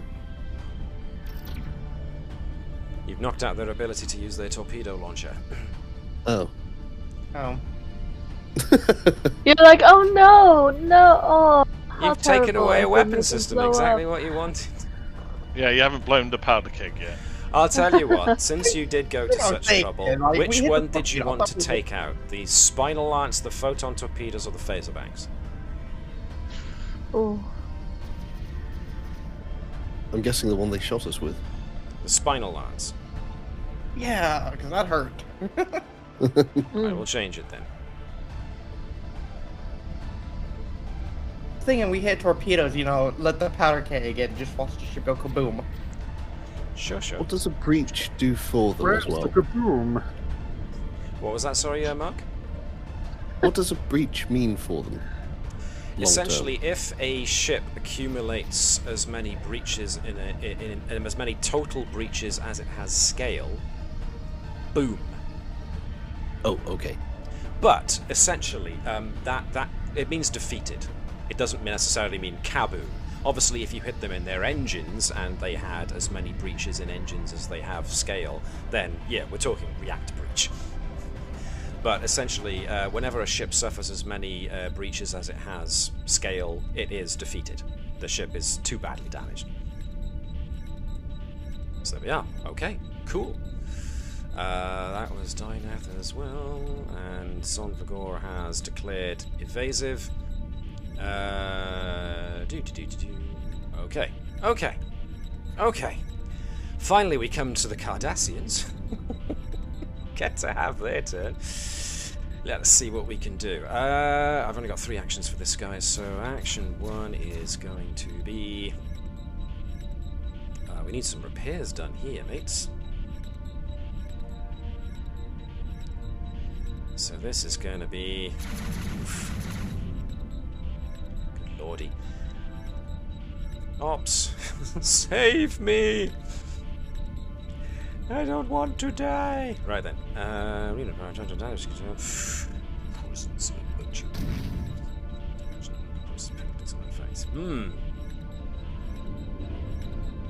let's just do this. Requires reserve, so I've really got to get reserve power back because they have a breach. So, control engineering difficulty 1. Alright. Let's regain power.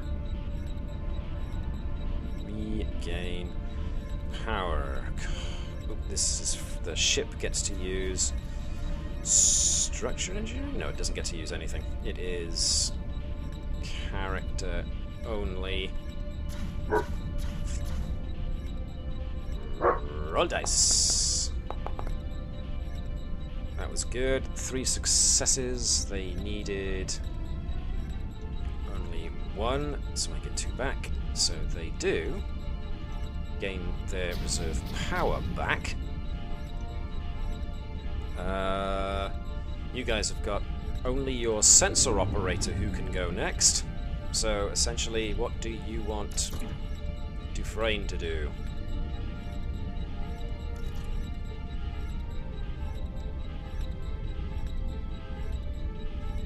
If you have, because your main lance weapon does have piercing already on it, she could either scan for weaknesses so you can use another weapon system, or she could try and add a trait which is either makes some things beneficial for you guys or makes it detrimental for them.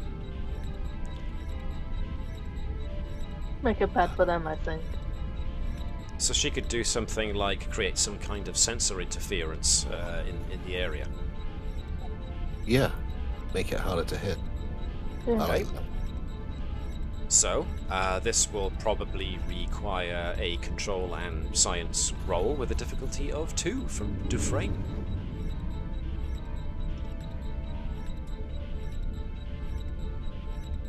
I'll do that. If you get 2 successes... Oh!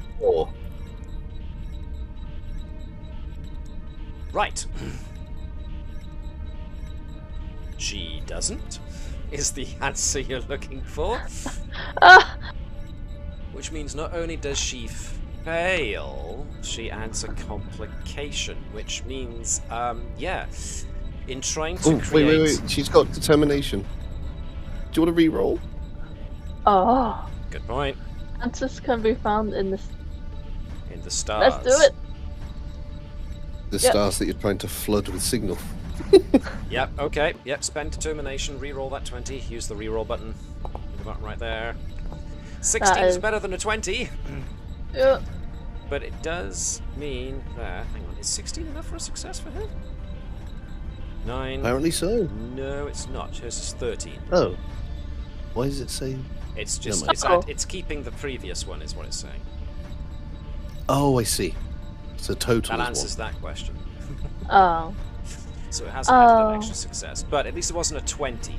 So all she fails to do is try and increase the stellar emissions so that they make it even harder for you to be targeted. Which is difficult to do, let's be fair. But, here we are. I'm just going to do a couple of something extras with the Cardassians here. They are now going to need shields.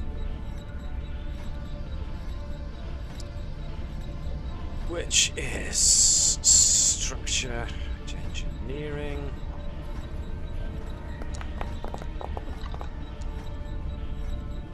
I got only 2 successes from that. Which means, oh, blast. What does that mean? Is that...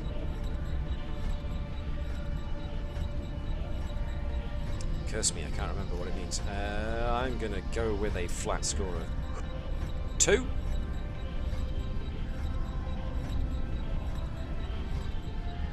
So they have reserved power back. They've got a teeny tiny itty bitty witty bit of shields left. And then their final action up here is going to be doing something to make it easier to hit you.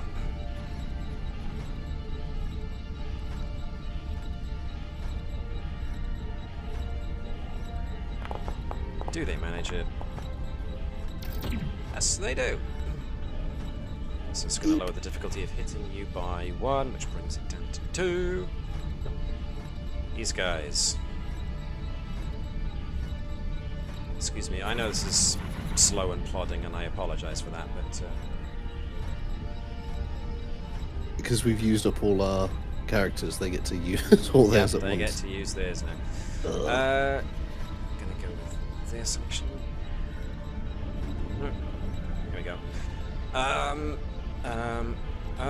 They're going to need to go with sensors, security.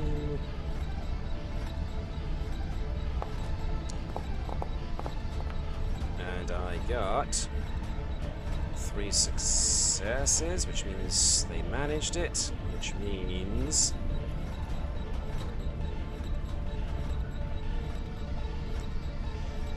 These guys have already scanned for weakness. These guys have already done that. What can I do, really? Nothing. It's just going to have to be what it's going to have to be. So, can we get Zonvagor to give us his evasive, daring and con, aided by the ship's structure and con, who hasn't been the ship yet? And Zonvagor hasn't got a focus, will use his determination of to do the job well or don't do it at all. Cool. Who hasn't been the ship in a while? Who hasn't had their second turn as the ship? Me, but I'm already rolling. Okay, cool. So let's make that... I've gone twice. Sorry? Just saying I've gone twice. Okay. Connie, you alright with being the Combs? Okay, I suppose I'll go for a 3rd time. Unless Liz wants to go. No. Sure. I honestly can't remember the last time I've been to ship. Okay, fine. Let's have Liz then in that case. Liz, Yeah. what are we doing? We're asking you to give us structure and con 1 dice from the ship, please. To add to Zonvagor's evasion. That's good. 3 successes, so the Cardassians have to get over 3.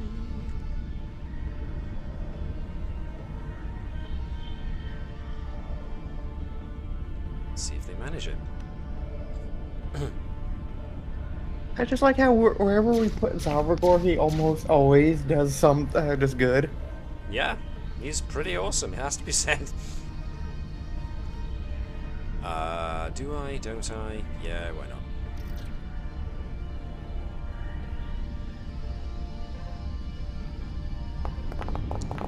Uh-oh. Aye, that was a 20. That was 2 20s. In that case, I'm going to blitz those 20s out of existence, leaving me with 1, 2, 3, 4 successes. Which means I got... Ooh, right. So you got how many? You got 3.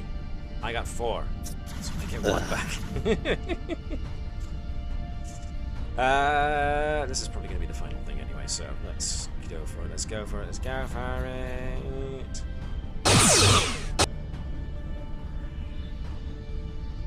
Disruptor Spinal Lance for 9, adding 1 makes it a 10.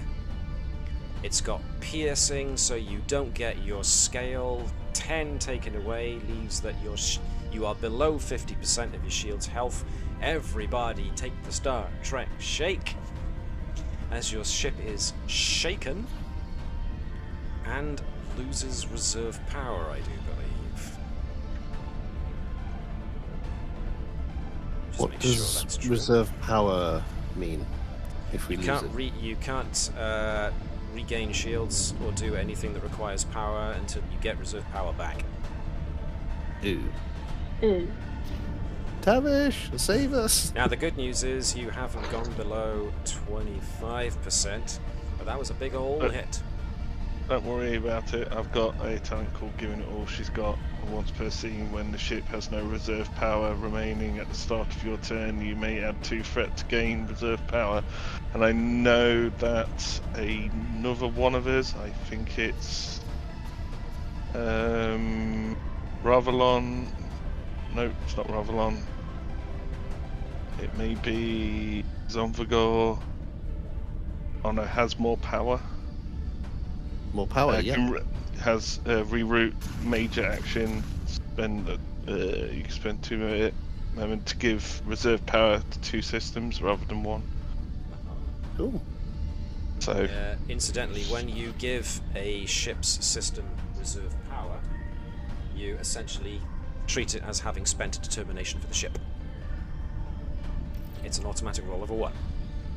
Nice. But that means that afterwards you have to regain reserve power. But I'm taking us back down to the surface again, so that we can resolve No. what's going on here. Oh yeah, bit dicey. There's been a lot of dice. Hey, Is it time for Cowboy Flask? It's time for Cowboy Flask, quite possibly, as we root around. Oh, we didn't take everybody's. 3. There we go. So, whom of you wants to start things off? Bearing in mind you do have Tavol over here, momentarily deprived of the plethora of neural parasites he had attached to him. for my turn, if he's like, you know, in the clear, can I try and extract him then? Because I'm not going to be very much use against these. It's just like a If you want just a to. combat scenario. Yeah, I'll try and, if possible, I want to try and like get him and just take him out of the room. Sure, he's Don't not we going to want resist him you. to... Okay, awesome. He's too dazed. So you will be able to... Right, so if you want to place Dr. Salt where you want him to end up... Not under Garrow, sorry, pardon me. There we go. Let's have him right there then. So he's dazed. As Sot goes out and grabs him and starts pulling him back, you realise that yes, Tavol is dazed, not resisting you in any way. In fact, he seems to be a little bit not exactly himself. He's still obviously got signs of infection, but he's not got the actual full-size parasites on him. So you've got a couple of moments of semi-lucidity from him. They've pulled him out of there. Is there anything else you want to do while you've got him? You say a few minutes of lucidity. What's going to happen at the end of that? Is he going to... Do I know if he's going to revert back to being a bit, Well, he's still crazy again? probably got the nervous system infected with neural parasite cells. So, Alright, now I'll administer the knockout juice then. Alright then, so I'm going to make this a flat difficulty at 0, but I just want to see whether or not you get it. It's essentially I want to see if you get a roll of a 20 or not and make this a complication of any way, shape, or form. So let's see what you get. Come on, start. Medicine. Control Roll this, don't kill him. Just checking really focus or anything. Not for quick administrations of sedatives, I'm afraid. Not, no. Medicine. Alright. 14, 15, but you do have medicine, which means you've got one success, and one success was all needed. All is now unconscious. Yes. So now, yes, Taval is out. But whilst you're out here, Dr. Sott, researcher Adams, who's just positioned herself just so she can see through the door, as you come in with Taval, she draws your attention to something. Well, wait a minute, if you've got him here, then who's operating the console?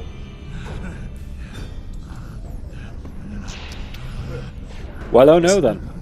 There's a particle stream going from one of the emitters to the star. I mean, you probably want to take care of that. Get her in there. I'll run. So you don't have any momentum with which to seize the initiative, so I will have a blob go next. Which one? This one. This blob. Since I just heard Dave say Lian Zhang, so I'm gonna have her Can I have Lian Zhang make a daring and security roll to resist the attack of the neural parasite, please? Legion of Armor. Alright, so just one success, okay. This is not Tavish. That is a one success, so no, it doesn't manage to actually cause any damage, but came close. If Lian Zhang wants to go now would be the time. Yeah, I'm gonna run to the over here. So position Lian Zhang where you want it to end up. Move anywhere within this room. Deselect and then reselect yourself. There you go. She's not Garrow. She can't carry a sword. Sorry. So probably need this to zoom out a bit. Yeah, I get you. Zhang. Yes, there appears to be a program activated. It seems that the research station is utilizing what was the thing called? There's a stream of highly charged particles heading towards the Dranankel star. Right, that was it. The control console seems to be showing Lian Zhang that something called the stellar inversion drive has been activated. And that's what's being projected towards the Dranankos star.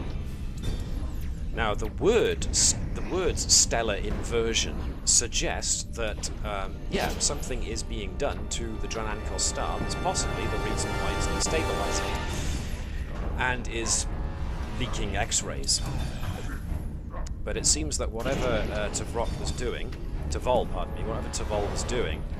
he's cranked the inversion drive up to maximum. Okie dokie. So Lian Zhang hasn't used an action, a main action yet. Is what I'm getting at. So is this a computer system? It is a computer system. I also want to point out it's acronymed as SID, so I think we should refer to it as SID from now on. Well, can I try turning off the stellar inversion drive?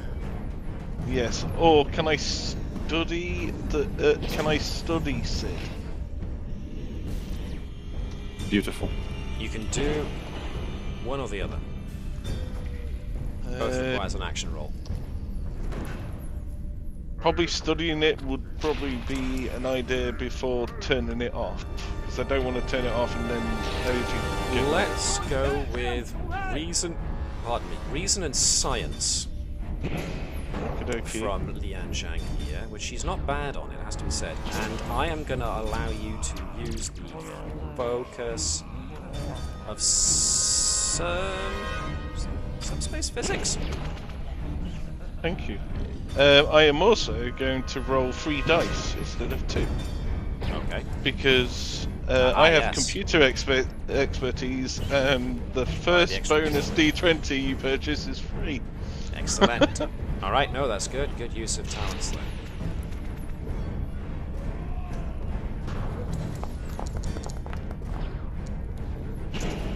Alright, cool. That was Yeah. awful. So having a look at it, you are fairly certain you understand how the controls work.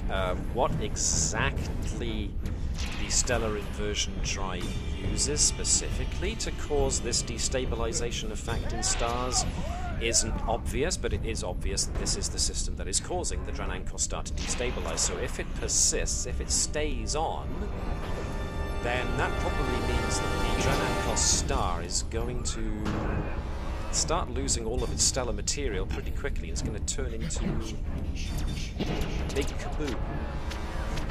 Alright, find a plug and take it out Well, the that's socket then, basically. Going to be somebody else's action because you don't have any momentum to keep the initiative.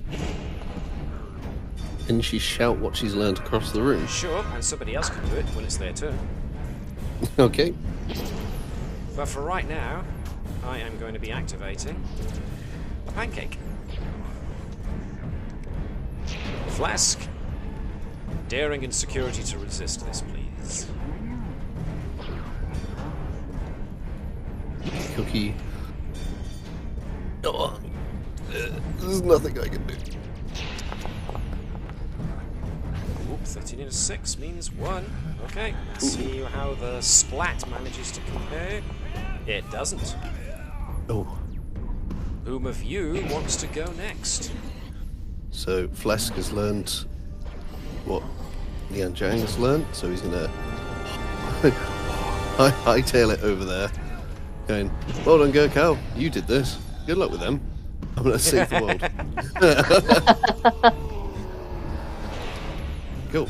And so Flesk is here to shut down this beam. Control and engineering. Something I can actually do. More complication. Be right back. Okay, no problem, Liz. Thank you.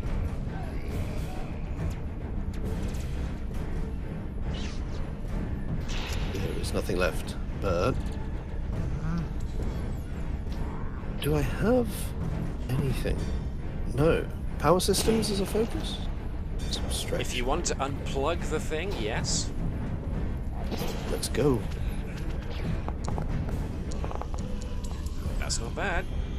2 successes. That'll do it. You essentially cut power to the stellar inversion drive. Nicely done. Right then. Splat number the next. Yeah.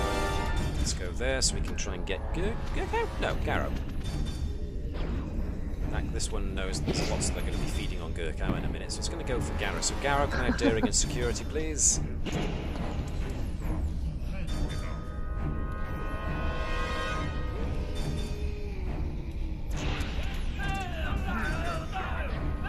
Liz isn't here, so can I have somebody else? Let's ask for... I'll do. Yeah, I was going to say, Chris, that makes sense. What am I doing? Sorry. Daring and security, just to see if he can resist being attacked by the new parasite. 2 dice. 2 dice, please, yes. Cool. That's very good. Success. Versus the splat. Which does not. Okay, cool. Now then. You guys have ceased the stellar inversion drives operation. You've taken away Chief Researcher to Vol. The only thing that's left now is these things. Dr. Sott did mention when he remembered what they were after you saw him back away from that sample quite quickly, that the last time that anyone was able to actually destroy these things was to subject them to intense levels of ultraviolet radiation.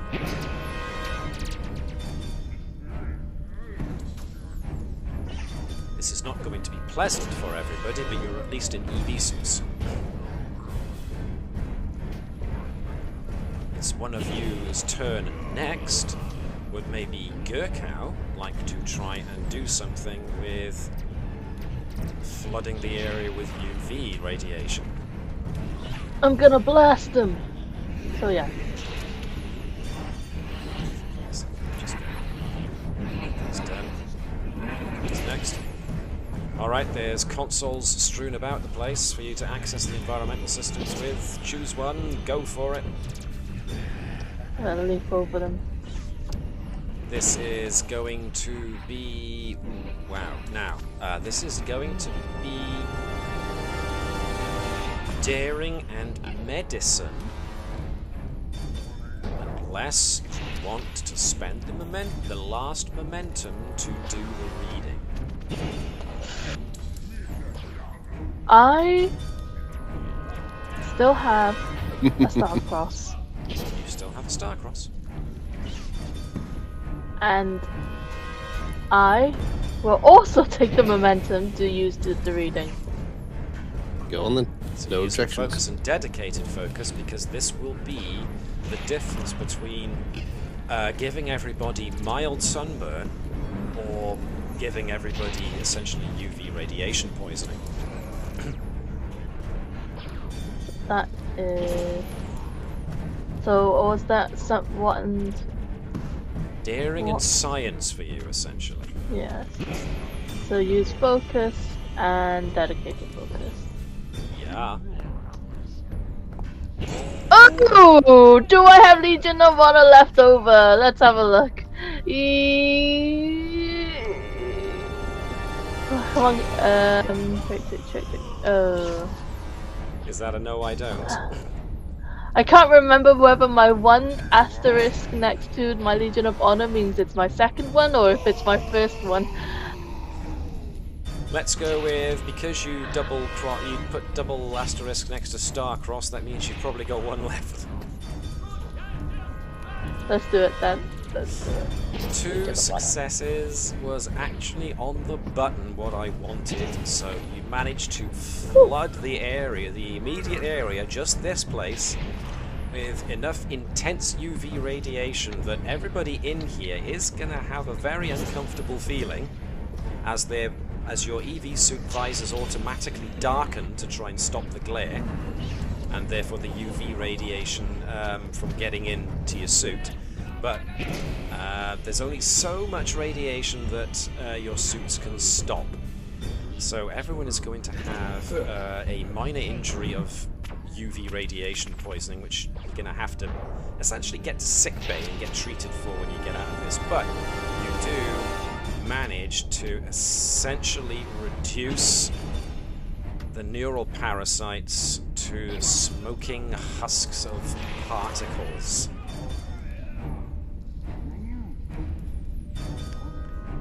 So, it being where we find ourselves, quickly darting ourselves back to space. The Cardassians find themselves in the situation where both of their shuttles have been immobilized. One of their primary ship is on the verge of taking some enormous damage and has its main weapon system shorted out. At which point, the general order to retreat is sent from the main Cardassian ship to the other one. They essentially leave their shuttles behind and hightail it for the horizon. Shall we fix up the ship and then take honourably, not Klingon way, prisoners? Sorry, the heavens have just decided to open and It did the the land same. via airdrop. It did the same here like a couple of seconds ago for us. That was wild. Yeah. I hope my cat I think it wasn't was- out in that, because god damn. I know. I'm not Jeez, saying the- you're a the- Roman, but I think it was Hail Caesar. Oh. Luckily, my boys have got very thick coats, but jeepers. Okay, so much to the the relief of the Combs crew on the ship, the Cardassians didn't want that much of a fight, and you are able to regain your shields, do a little bit of repair to some of the shield emitters that were overloaded from the encounter, and you are able to essentially tow those Cardassian shuttles into your main shuttle base and take some prisoners. You do have a lot of prisoners. There are two units of 5-man teams who were all soldiers, essentially fully armed, ready to land and claim the Angstrom Station. As far as the Angstrom Station situation goes, with Chief Scientist Taval incapacitated for now, you are able to take him and the Andorian to get treated, and you can essentially blast them with UV radiation once more. So, given time, coordinated effort, and the fact that you guys have got EVA suits on, you can, over the course of several hours, start treating the survivors. But it is a long and involved process. You are able to use the environmental systems to essentially hunt down and expel the neural parasites, but of course then they expel themselves into the exterior of the station. Those that get exposed to the day side do not fare very well at all, but there's an unknown number of neural parasites that are still on the night side, which will take a good degree of time to locate and destroy. In the meantime, you have the option of essentially sending for help, so that official quarantine procedures are enacted here. Yeah, whilst we're cleaning up and waiting for official support to arrive, we should interrogate the Cardassian prisoners before we hand them over to Federation formal prison. The Cardassians don't give you much. Doesn't surprise you. But it turns out they didn't know all that much. They were just given the order to land on the Federation outpost and seize it. They apparently have no knowledge of what was actually going on there. They have no knowledge of the stellar inversion drive. They have no knowledge of the neural parasites. And Councillor Sachs and any other Betazoid crew members can confirm that they are telling the truth. These were just grunt soldiers who were sent with the sole intention of obtaining, essentially quashing all resistance and obtaining ownership of the station. Whether or not their Gull had any knowledge of what was going on the station, on the research station, they don't know. They don't need to know those things. But we do have them admitting that they were given the order to take a Federation station, which is violating the treaty, which is good enough. So how Gull Evec chooses to spin this, well, that's up to finding out how the Dominion choose to spin this whole situation. But, one of the Combs' first official combat encounters with the Dominion, whilst after you'd finished giving it its ridiculous souping up as a combat vessel. So I would say this was a pretty good test drive overall of the Combs' combat capabilities. You managed to effectively fend off a pair of Galor-class cruisers. You took a shellacking, sure, on the shields, but you certainly gave better than you got. So there's that.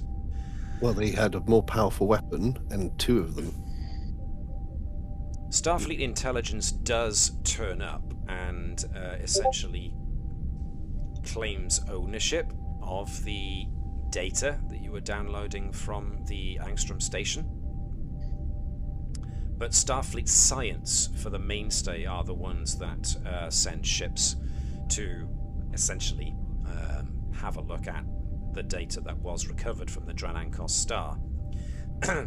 They themselves are superseded by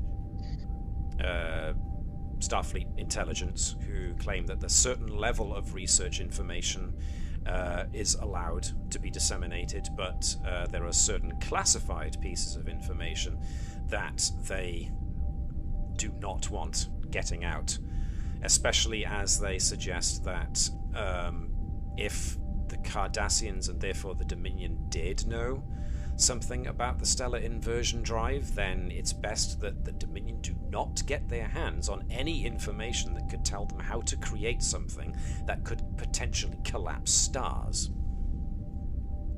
So intelligence advises everybody to classify their logs about the stellar inversion drive. It needs to be kept very quiet and very sealed for the time being. Was that Starfleet's intelligence poking a certain Tavish-shaped bear? Not specifically Probably. this time, unless you really want to make it a thing.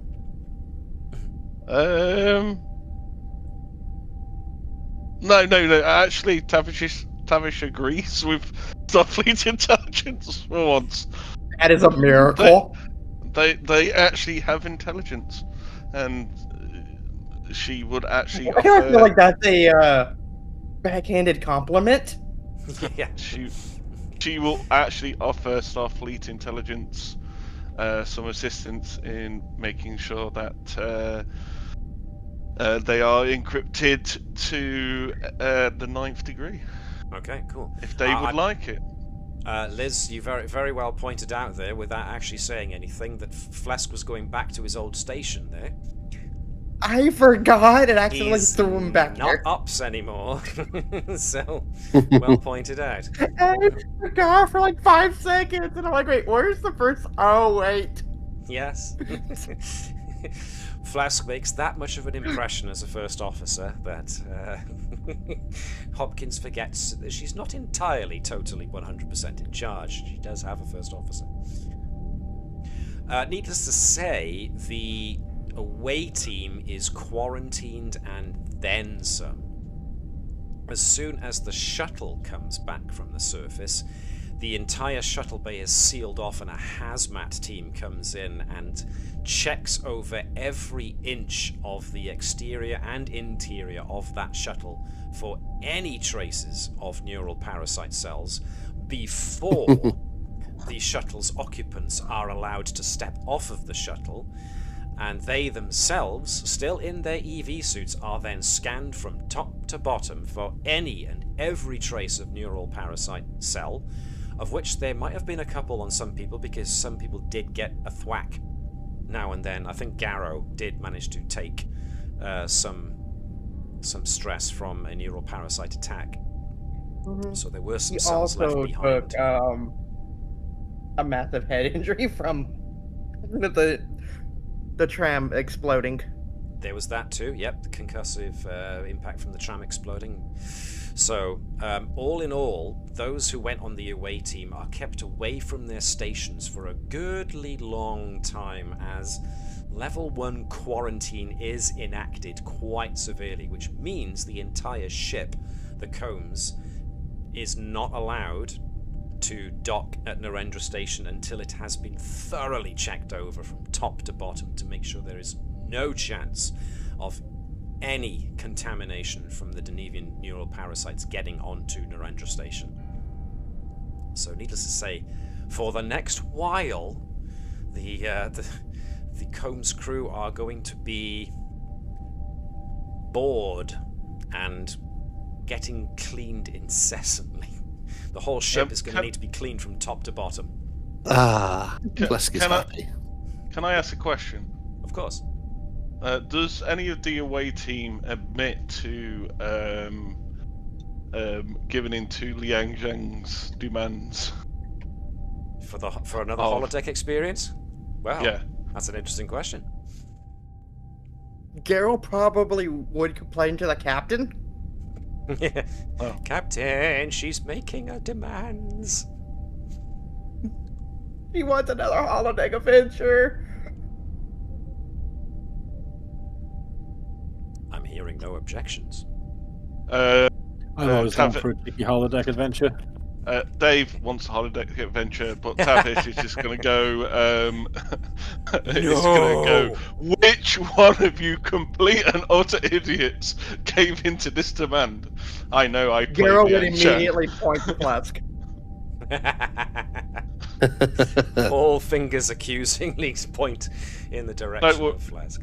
Don't worry, Flex. There'll be a aspirant in your chair of Tavish when you finally get back out of quarantine on your seat. And it also underneath the seat there is Tavish was here. She leaves gum under the armrest as well, just to. Yeah. Tavish would have to take over his watch. Yeah. Yeah, So- Tavish is not happy That with watch Flex. probably will have a very large complaint of hyperspanner injuries. No. She's not in engineering. Only in engineering does the hyperspanner become a thing. Getcha. Oh, good. So that makes Hopkins a little bit more relaxed. Okay. Nice. Is there anything else But that yeah, anybody no. else would like to do during the course of, the whole quarantine and whatnot? No, just bored and. Liz wants a holodeck adventure. Hopkins is like, really? You had to agree? Well, I better get my thinking cap on for Halloween, hadn't I? Or maybe Easter. That's what I was going to suggest. By the way, doing an Easter one. Easter or May Day holiday. So yeah. Yeah. It would be funny if you did an April Fool's holodeck adventure. Well, let's see. What's March? April the 1st is unfortunately on a Wednesday, but we'll see. We'll see how things line up. I was going to say Tavish would probably still be talking to Nyla about her distrust of actual people at the moment, and trying to go, look, not everybody's bad. Give the gal a chance. Okay. Any final words? Just for this episode. Not that I'm going to kill your characters off, or something like that. Any final words for your for this episode? Neural pancake notes and not experimentation, just research. Gurkha will be researching the pancakes a bit more. Perhaps it could be used as some kind of aggressive inhibitor. And I'm not saying anything else more. But... Okay.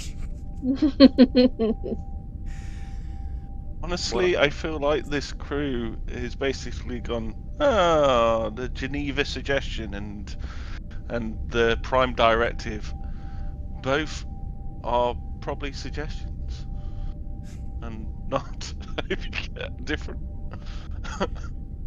What I will leave you with, as I start losing my voice, Dr. Sott's own investigations into his readings of the neural parasite suggest that there was something very strange and interesting going on with them. The fact that a dead neural parasite was still able to receive nerve impulse transmissions from what he would have to surmise was the other living neural parasites in the near vicinity suggests that the neural parasites as a whole all share some kind of neural transmission between each other. Whether this points to a strange form of basic hive mind or maybe even a subtle sentience, especially because they bear uncanny resemblances to brain cells, is going to be a matter of conjecture for some time to come. But it does leave with a question you have to ask yourself. If these things are brain cells, what the hell does the whole of the creature look like? And that is where we will leave this episode. So, this was a big three-parter. We haven't done a three-parter in some time, if indeed ever. We may have done one other, so I don't want to discount the fact that we may have done another three-parter previously. But yes, that was the Angstrom Operation, and this is now us running over time by a little bit, but thanks to everybody who did pop along and have a look. If you're watching this on YouTube and you like this little dive into original series enemies mixed in with a bit of Dominion-related shenanigans, then yeah, give us a like. Not that I think it will put us anywhere up on the algorithm, because who knows what the algorithm's doing these days. Nevertheless, we would ask you all to do like the Vulcans do, which is to live long and prosper, but maybe not try to use science to collapse a star, even if you are being fed on by neural parasites. But do engage in infinite diversity and infinite combinations, because it is the way forwards, as opposed to what other people in this world might like to do, which is to bring us backwards. Forwards is good. Backwards, you usually end up tripping yourself. In the meantime, thank you very much for watching, folks. Look after yourselves and treat each other with kindness and respect. And in the meantime, we will take our usual inter-episode break. So next Sunday will be our Pathfinder 2nd Edition Carry-On Crown adventure. And we will see the Combs again in 2 weeks' time, as long as everyone's available. Should be. I believe so. Which will be the 1st of March. Whee! Thank you very much, folks. We will see you when we see you next. In the meantime, hailing frequencies are now closed.